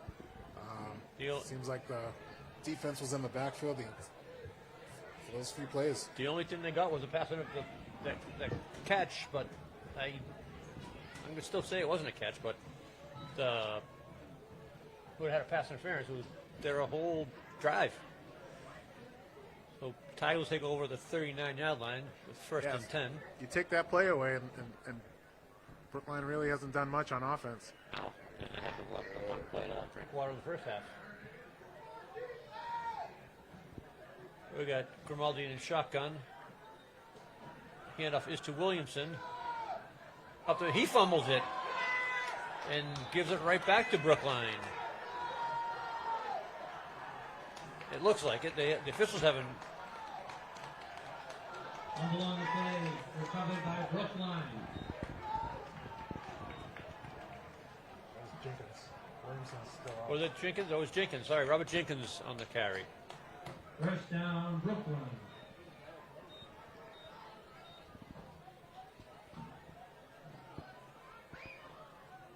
I like to go for a shot right till you get a turnover.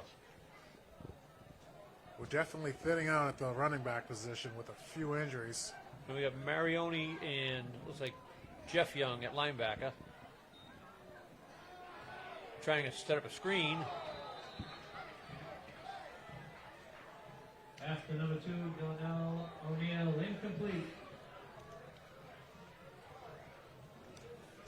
Pass is incomplete. We'll bring up a second down and 10. Second down. Trips to the right for Brookline. Single back.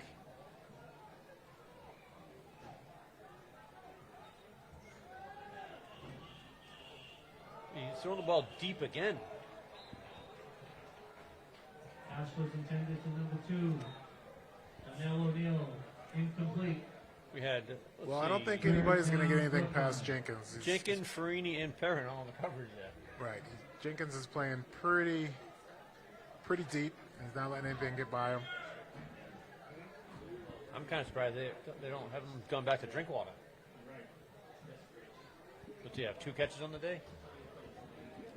That's true. He's not being jammed off the line or anything. It's just he's running out of the slot. He's being covered by a linebacker. But now he's being covered by a safety. Handoff up the middle.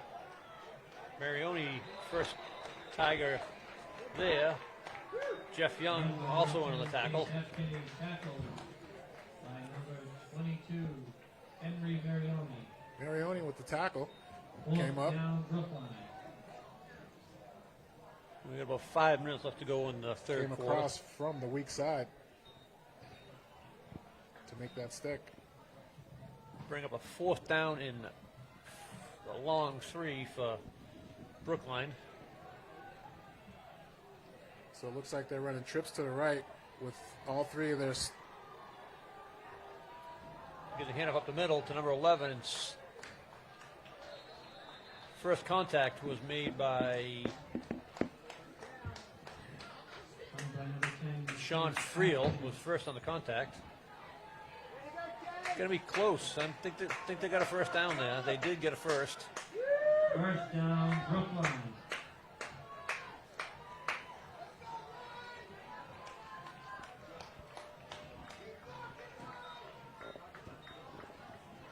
Trips to the right again for Brookline.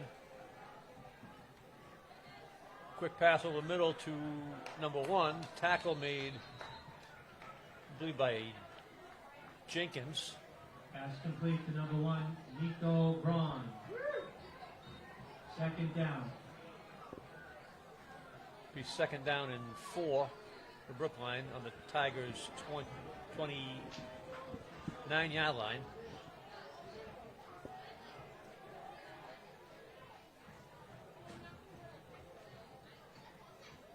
High snap over the head, and on it is, Sean Friel tried to pick it up.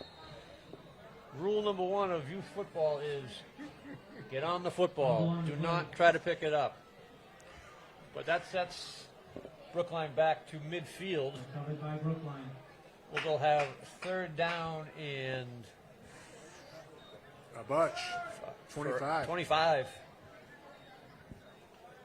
Third down. Coach, you still can't count by 5s, huh?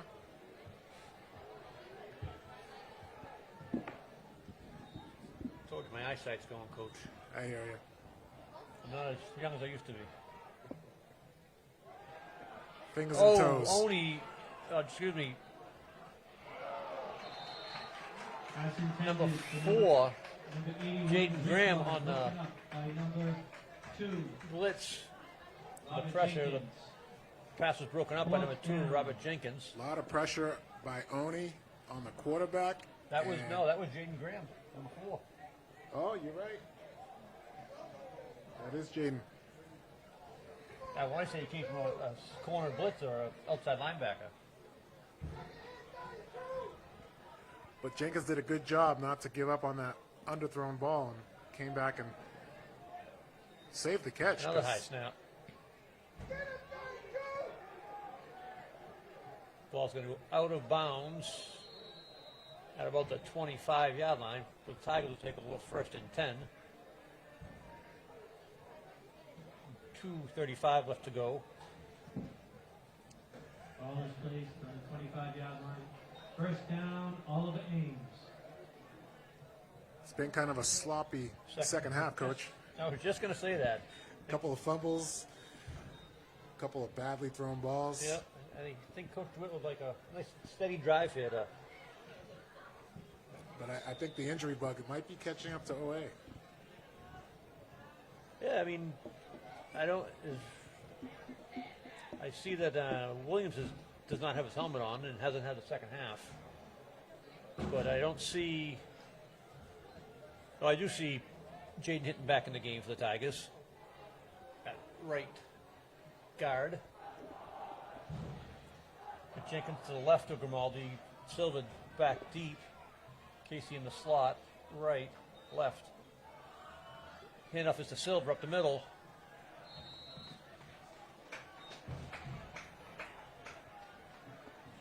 Run by number 6, Chad Silva. Gain of a couple on the play. Second down.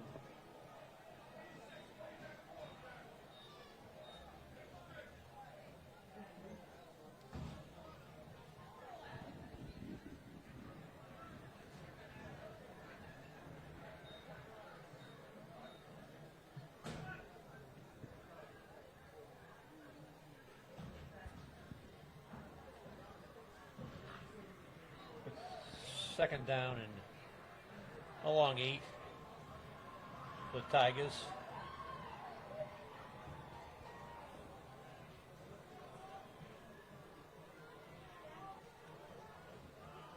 The handoff is to Robert Jenkins Jenkins. on the end around. Run by number 2, Robert Jenkins. Third down. Looks like Brookline is going to either make Jake Grimaldi beat him in the air, or we're going to have to get some outside run plays because it seems like they've got 3 guys in the box and five guys up front on defense. Yeah, they did tighten up a little bit, the insides. Those early inside runs aren't being as successful as they were in the first half.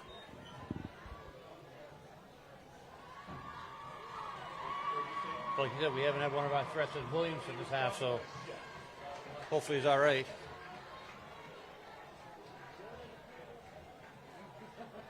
See, Brookline's playing with their safety all the way up 5 yards from the line. Casey in motion.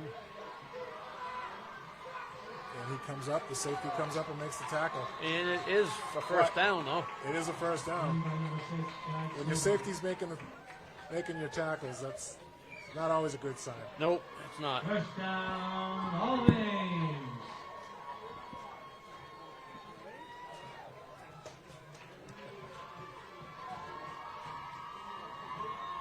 Looks like that'll be the end of the third quarter. The Tigers will take an 18-0 lead into the third.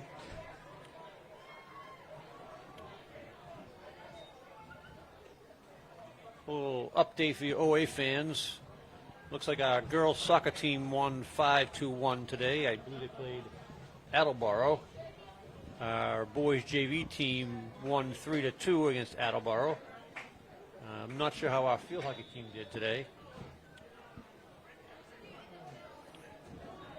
The wonderful world of Twitter. I'll see if I can find those scores out. That's the end of the third quarter.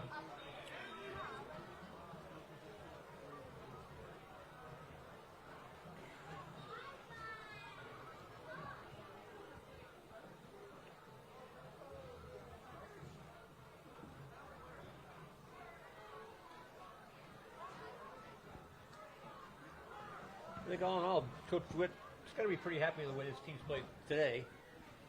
I know every game's got coaches got some things they can work on. I don't know if you ever got a mistake-free game, but I don't think we've had many.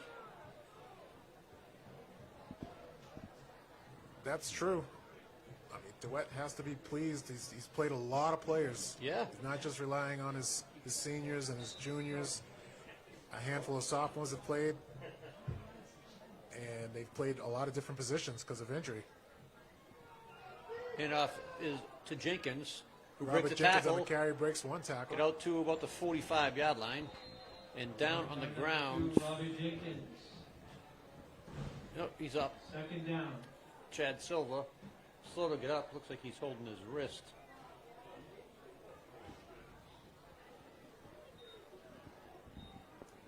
Looks like Morley's going to come in for Silva. Nope, Morley's coming in. Yep.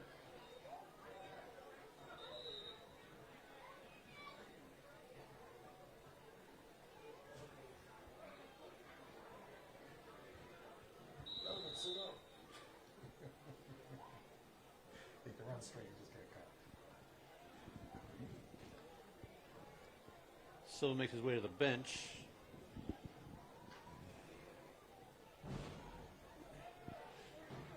Brings up a second down and 7 for the Tigers.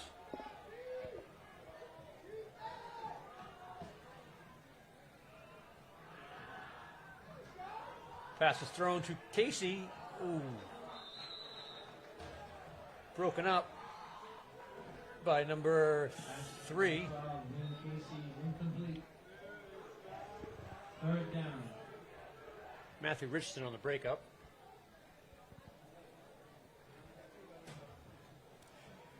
Casey comes up a little gingerly also. Yeah, and I believe that the But it looks like there's a flag on the play. It looks like a holding on Oliver Ames. so that'll push the Tigers back.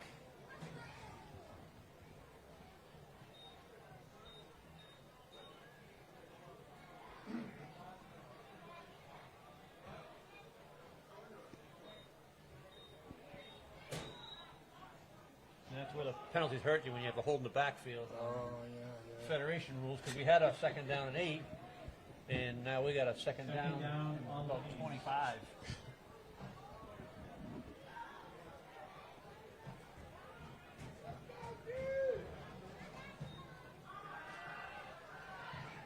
Molly rolls to his right. The pass is complete to Frio, I think, who breaks a couple tackles. He's still on his feet. Gets it out to back to manageable third down territory. That's a 17-yard gain right there. Yep. Great some receivers, I think, downfield blocking after Frio caught the ball. Couldn't catch a number. That'll bring up third down and 7. So that's a gain of 18 on the play. 18. Good job, Coach. My math's always been It's the glasses that makes you look smart. It does. That's why I wear mine.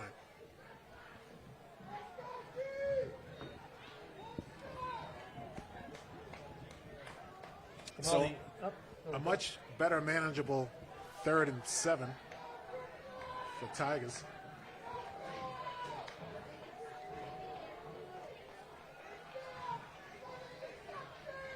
The ball is thrown, underthrown. Intended for Jack Morley. That'll bring up 4th down for the Tigers. Looks like Grimaldi threw off his back foot. It did. I think he had more For time. no reason. I think he had more time than he thought he had. Correct. Like to see a little step into that throw a little bit and Yeah. be an easy completion. They need a player because I assume Chad Silva was supposed to be out there, and now he's being tended to on the sidelines.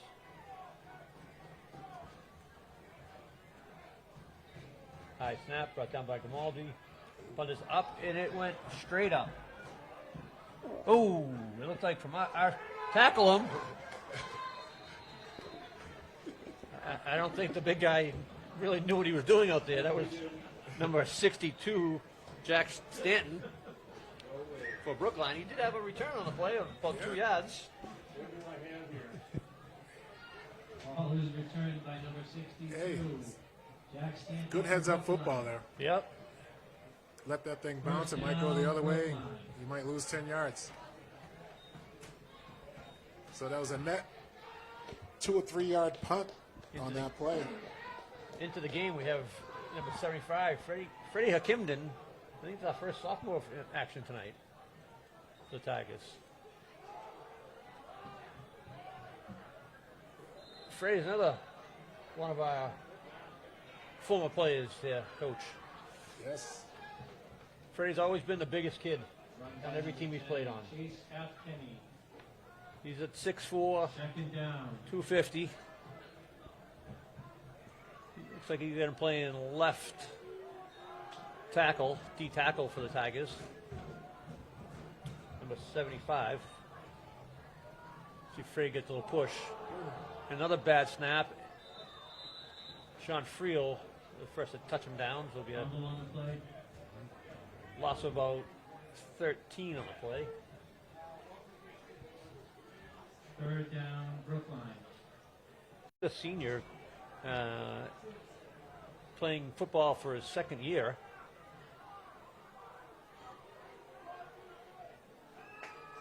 And back to pass again over the middle.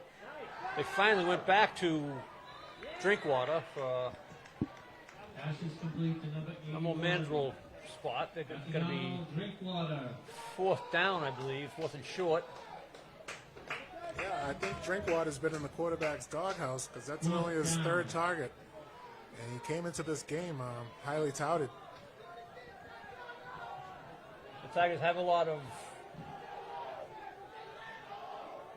subs in the game right now, but like we were talking earlier, it's good to get them in, get them some game action, get them game ready. By number 10, Chase F. Penny. If I can get some numbers on everybody, we got Down, Brookline. looks like number 63. Oh, 63 Lewis is still in there. Freddie, Jaden Grant's playing left end. Jeff Young is at middle linebacker. Pass up the flat. Brought down to about the 15-yard line. Number 1, Nico Ron. First down, Brookline. Tigers call a timeout. Timeout, all the Ames. I lost my phone. Put it on. It's a black and white. It's the thing is a picture of me. It is? Yeah, and I'm wearing a gray. It does look like you. You tell that to him? Can't see it. It's too many text messages. You got a mask on? Yeah. And I'm posing like this. There you go. Thank you so much. Fine, With an iPhone, I don't know how to work those things. All right, Tigers use their first time out of the half to get their defense in order. Yeah, Brookline putting something together here on this drive with the depleted Oliver Ames. Yeah, we still got Defense. Moley out there, Freeney, Perrin still out there, Robert Jenkins out there. But you know, so you got to let the young kids play. Get them some game action. You never know when you're going to need them.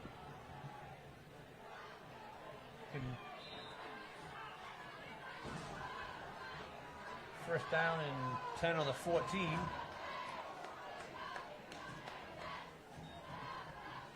And there's a fumble on the play. The ball is loose. Looks like it's recovered by the quarterback. Fumble on the play, recovered by number 4. Graham had an opportunity there.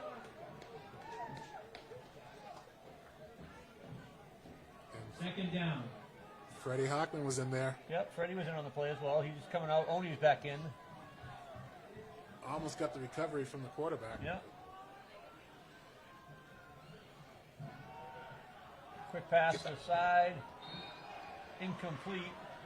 On the cover, I believe, was Pass incomplete to number 2. Donnell O'Neill. Jack Perrin again on that side. Yeah. Number 9. Third down. Jack Perrin made an excellent break on that ball, but it was out of the reach for both the offensive player and Jack. Bring up a 3rd and 13. Ooh, Jeff Young in there, putting pressure on the quarterback. Pass is overthrown, intended for Drinkwater. Pass intended for number 81. Drinkwater. Marioni and Fourth Farini down, on the coverage. Brookline. That was a great blitz call for Jeff Young up the middle. Quarterback's on the shorter, smaller side, and Jeff Young's about 6'2". Got an arm up there, made the quarterback rush his throw. Yep. Bring up a 4th down and 13. Bring the house again. And Oni, just missed the play. Touchdown, Drinkwater complete. Touchdown, Brookline. Well, there he is, Drinkwater with the touchdown. Yeah, I guess he's out of the doghouse now. We've been waiting for that all game for them to throw it up to him, and they finally did. Gets their first points of the season and the game. And we have another Oliver Ames player down on the field. Oni is down, I believe, with cramps. He had them earlier. Looks like he's got cramps.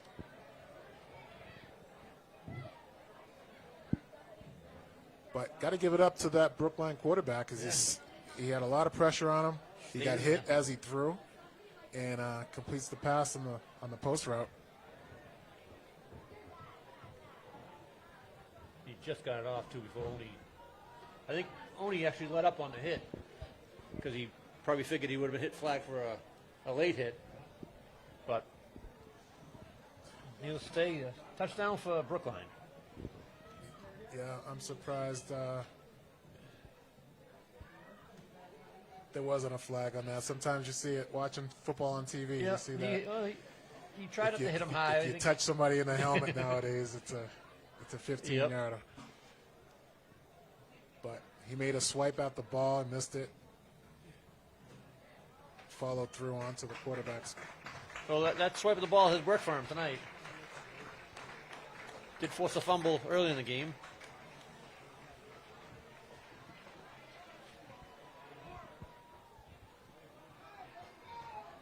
Brookline will go for 2.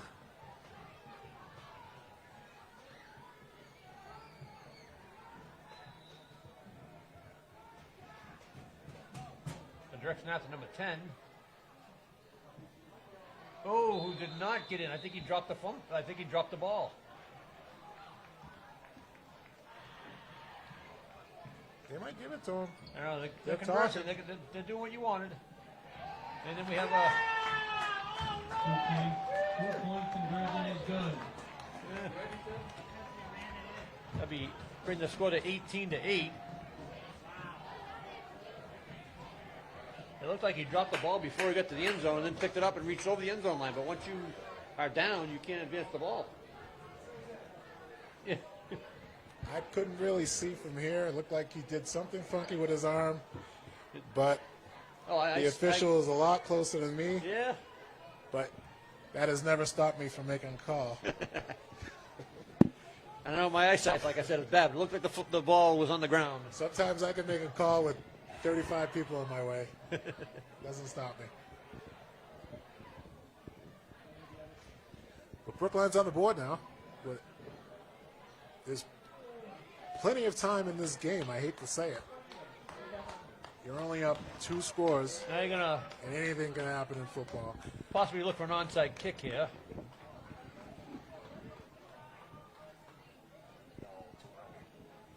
Oh, they're down 10. They need 2 scores. It's 6:42 left. Against him out there. We are depleted. I would kick away. As they do kick away, you gotta get that ball. Is that Jenkins on the return? Who was that? Oh, Perrin on the return. Turn by number 9, Jake Curran. First down, all the Ames.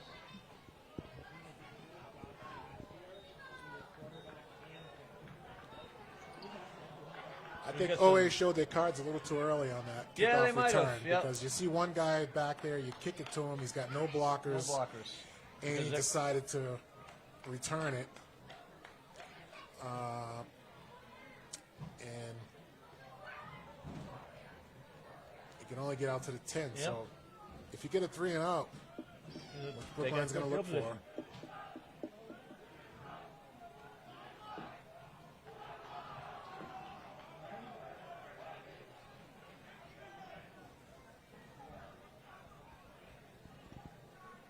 All the Ames are down a lot of players in this game. Yeah, they were calling for somebody, and then Casey started running in, and coach held him back, They're calling for Robert Jenkins, but but he's already in there.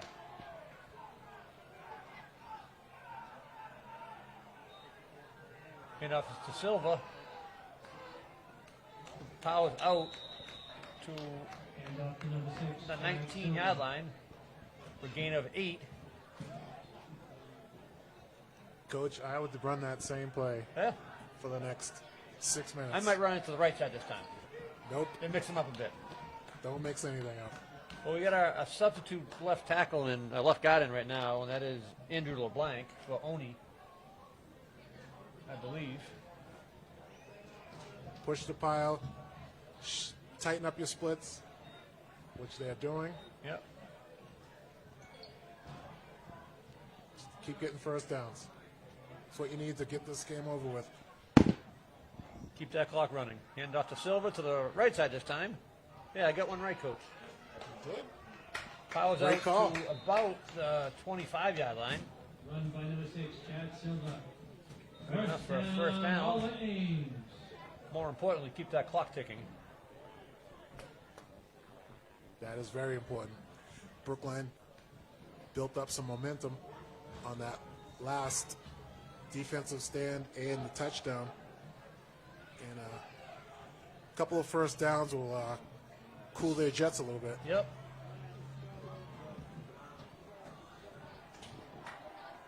About 5 minutes left to go in the contest.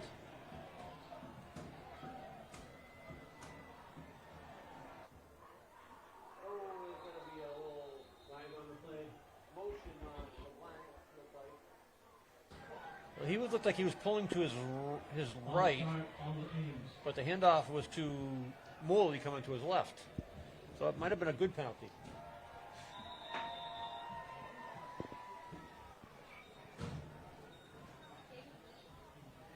Well, he definitely knew something we didn't. Yes.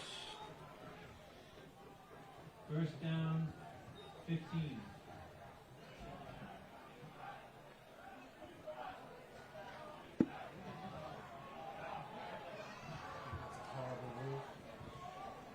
What's that, coach? The clock starts? The clock starts on an offensive penalty. I think that's a disadvantage for the defense. Yeah, the handoff up the middle to Silva.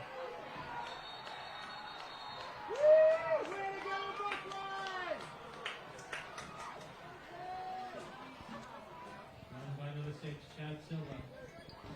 Second down. Brings up a second down and about 15 for the Tigers. Clock approaching 4 minutes.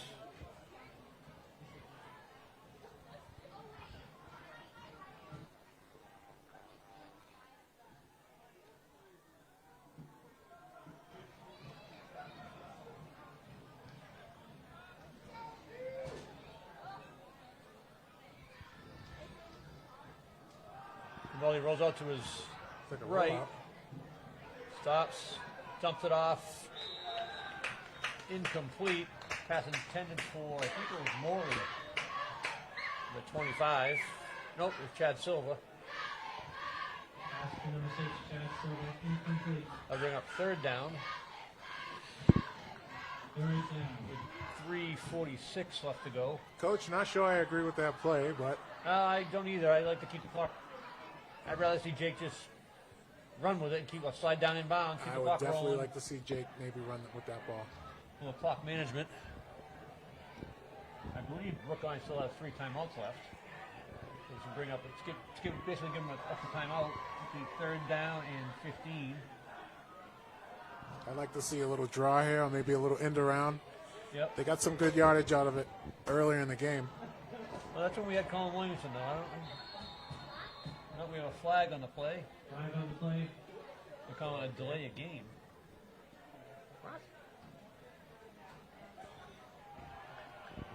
Late substitution?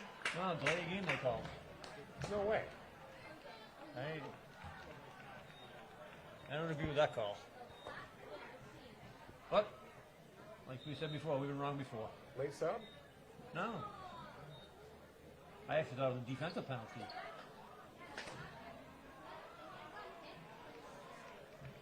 So we got a 3rd down and 20 for the Tigers. Drops back to pass, lets it fly, lets it go deep to Friel. He looked back for the ball, but looked like he either didn't see it or ended up being behind him. It was a little underthrown again.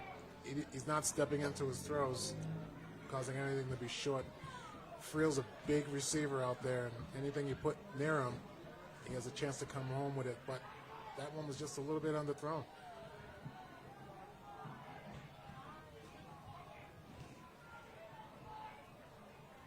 We're missing one on the punt team here.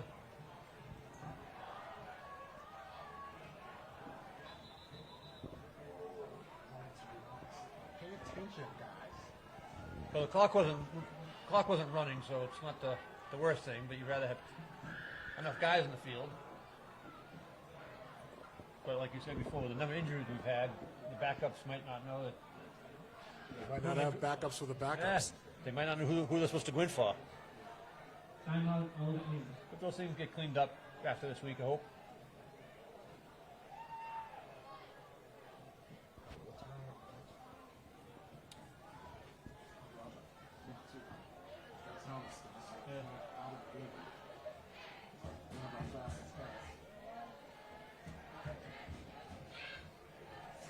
Yeah.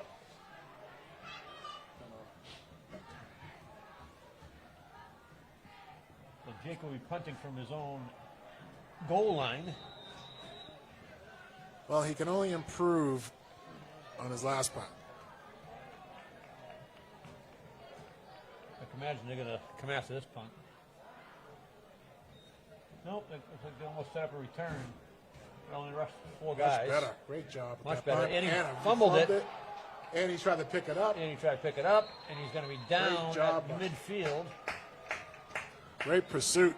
Ends up being, I know it doesn't go down the 50-yard punt, but when you punt from your goal line, you want to get up to the 50. Harry Leventhal with Harry the Leventhal. tackle. Great to see that. Sophomore Another great. making contributions. Gotta love that. I always call him a little Chris Dorrich. Hardest working man Yep. on the football field. First down, Brookline. He may be the smallest, but he plays big. Kid's got a heart. He came in great shape, too. Oh, there's a screen. It could. Oh! They snuffed out that screen. Incomplete. Tipped on the line, and Second down. Perrin went to make a play for it, but he got blocked, which is totally legal once the ball is tipped. Good observation, Coach. Oh, Jack I was looking at that, too. He was looking at the official, like where the pass interference was, but he might not know the ball was tipped. You'll see that in film tomorrow morning. Shotgun snap. Ball is thrown over the head of number 5, Andrew Bamberg. He was open. Quarterback let him a little bit too much. I'm going to say this quarterback has got to have at least 40 attempts tonight. That's a good guess. I haven't seen they've ran it They have just more, a handful of times. Yeah, they definitely have more passing attempts than running attempts. So I'd be looking to drink water if that was.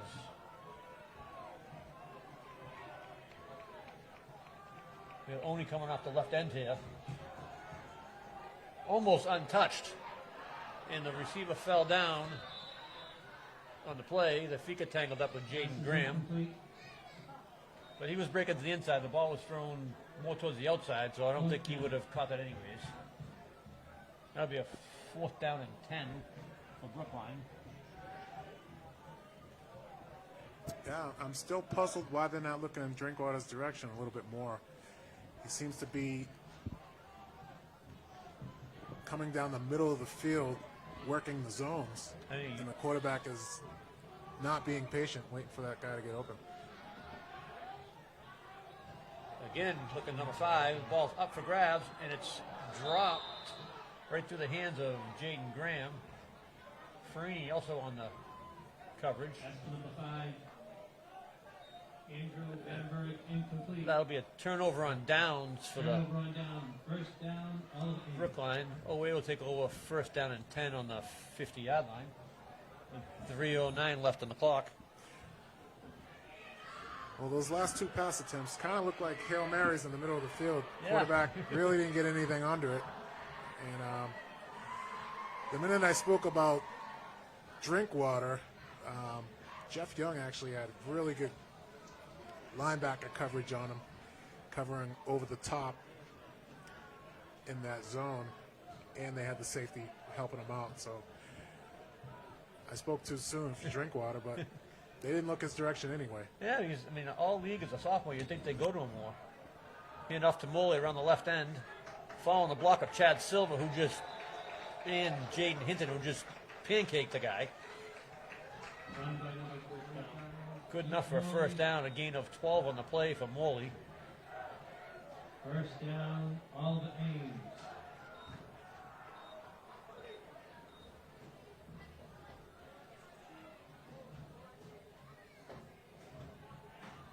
I think one more 1st down here, Coach, would take a knee.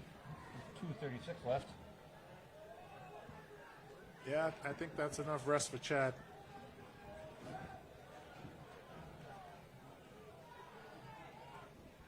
Rolled in the shotgun. See an inside handoff here to Silva. Stay in bounds, stay in bounds, stay in bounds.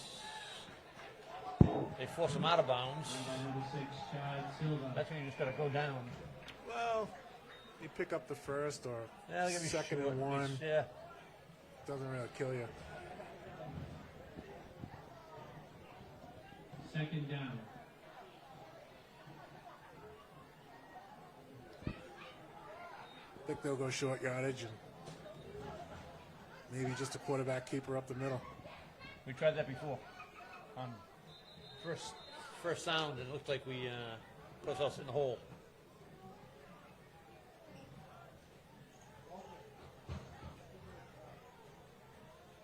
I'm thinking they learn from their mistakes. Coach DeWitt asking for a measurement, I think. And officials don't look too happy. They're going to bring the chains out.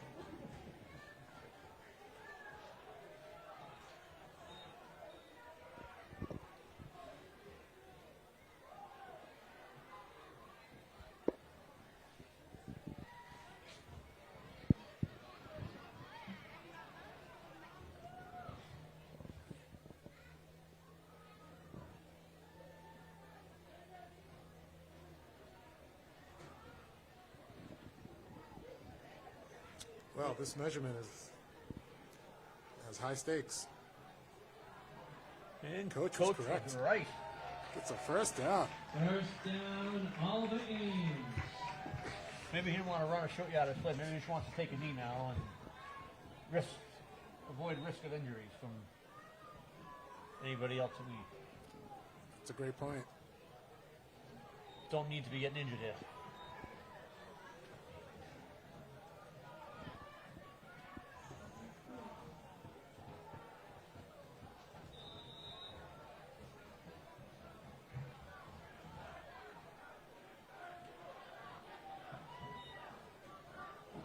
They're asking for a wind of the clock. They want to get this game going. I think the players and the coaches want this game to get over I think with as Jake's fast as gonna- possible.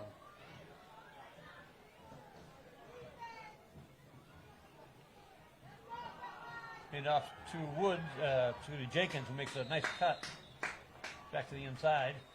Run by Robert Jenkins. Brookline takes their first timeout with a minute 44 left. Timeout, Brookline.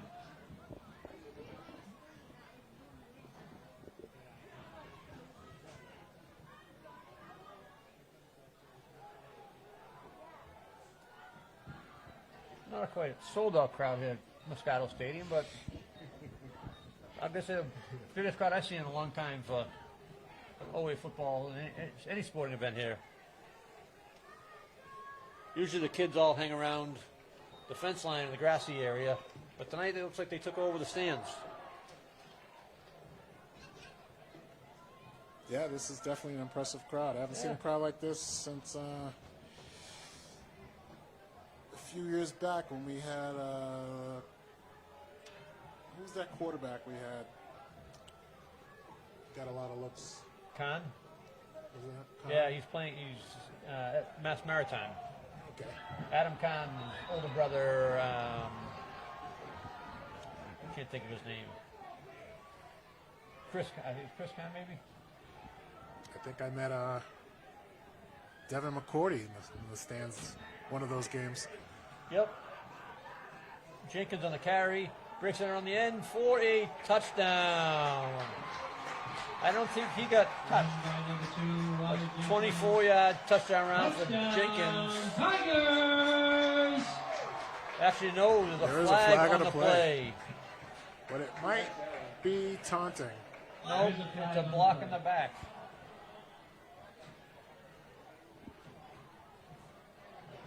Ugh.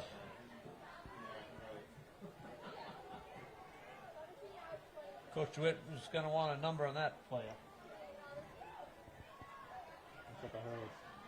Looks like a hold downfield. It could still be a first down, though. Because it goes from 10 yards from the spot of the foul. So it's still a first down for the Tigers, I believe. I don't know. Yep. That's the wonderful Federation rules, Coach. Flag is against all Ames holding. I'm going to need a few games under my belt to get up to speed. Yep. Well, I'm only up to speed because I had the COVID season. I was in the booth by myself. So it was a little tougher.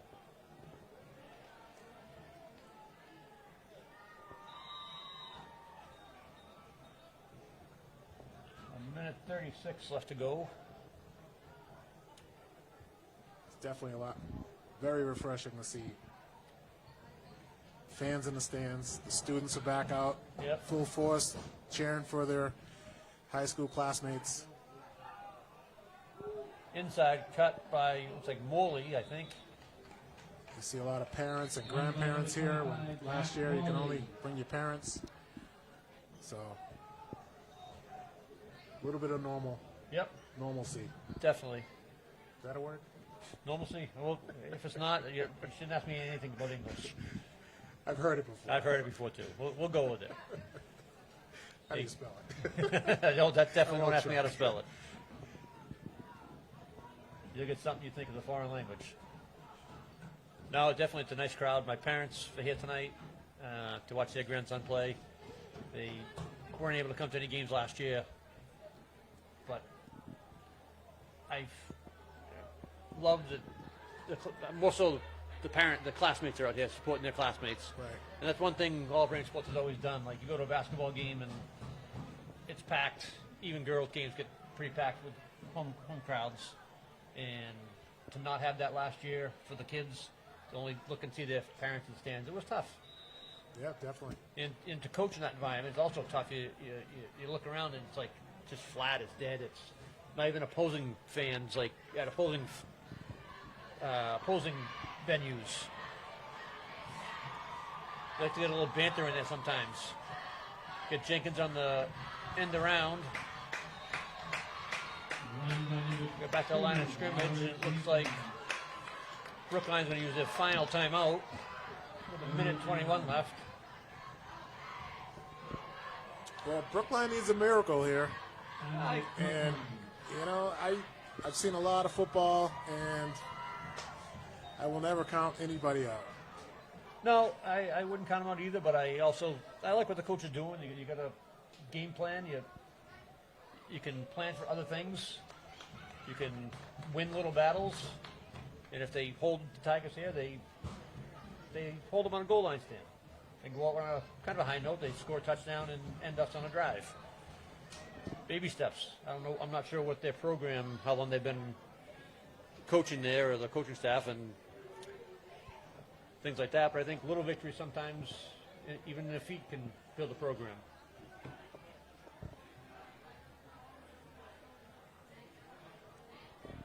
I'd like to see the Tigers punch one in, Oh, definitely. I definitely want to see the Tigers punch it in, no doubt. because I'd like to have the go out on a better note than Yeah, definitely. the visitors. Yep. That's just me. Maybe I'm being a little selfish. Well, we've been on that losing end a number of times, and tonight we're hoping to take home the victory. A minute 21 left. 3rd down and 5. Bronson Burnham split wide to right. Hey, a nice slant for Bronson being hit nice there. Did a great job this summer. Grimaldi up the middle.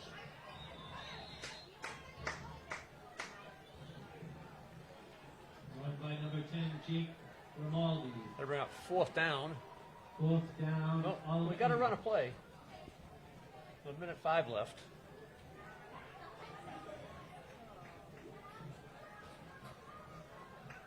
You know, it's also nice about having even the young kids are here tonight. We saw the 7th grade football Eastern Papuana team here running around, and we had one of their parents come up to us at halftime, and they're loving it. They're thriving. They're having fun, and it's just a nice atmosphere to have parents bring their kids to the games. They don't even know anybody here. They just bring them and create a nice atmosphere here at Tiger Stadium. Yep, it's always a fun time on a Friday night. Yep. Come down here as a little kid and run around. And, Spend mommy and daddy's money at the snack bar. yeah, Well, you get all freedom. worn out and Yep. go home and crash. I came here as a kid, and I'm very fortunate to still be in the same town where I grew up and raised my kids, and watch other kids run around.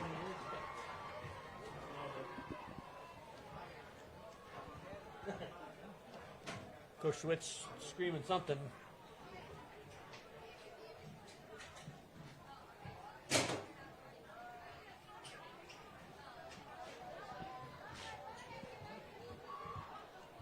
I think Coach Schwitz wants more time back on the clock.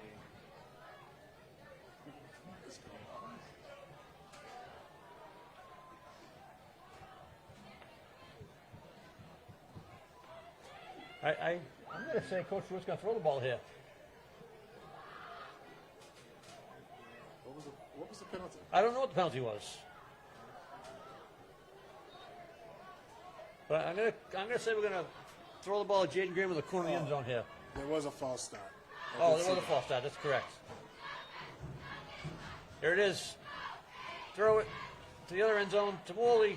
Oh, it's picked off, and he's got the sideline and brought down by, I believe that was number 65. Passing is intercepted by number 3. Jaden Hinton on a tackle. Robertson for Brookline. 20 seconds left to go. I think his first target was Jaden Graham, who Jake's talking to now, and Coach DeWitt already talked to. I think he ran the wrong route. I think Jake wanted to run a fade.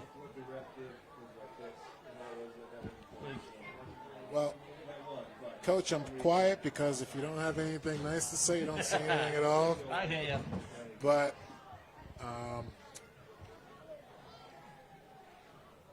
The Tigers with the prevent defense. that's with why 20 I'm up here seconds and I'm left. not on the sideline. It trips to the left. And they lob it up. And it's intercepted by Jenkins, who's got the sideline. Oh, we got a block in the back by Oni.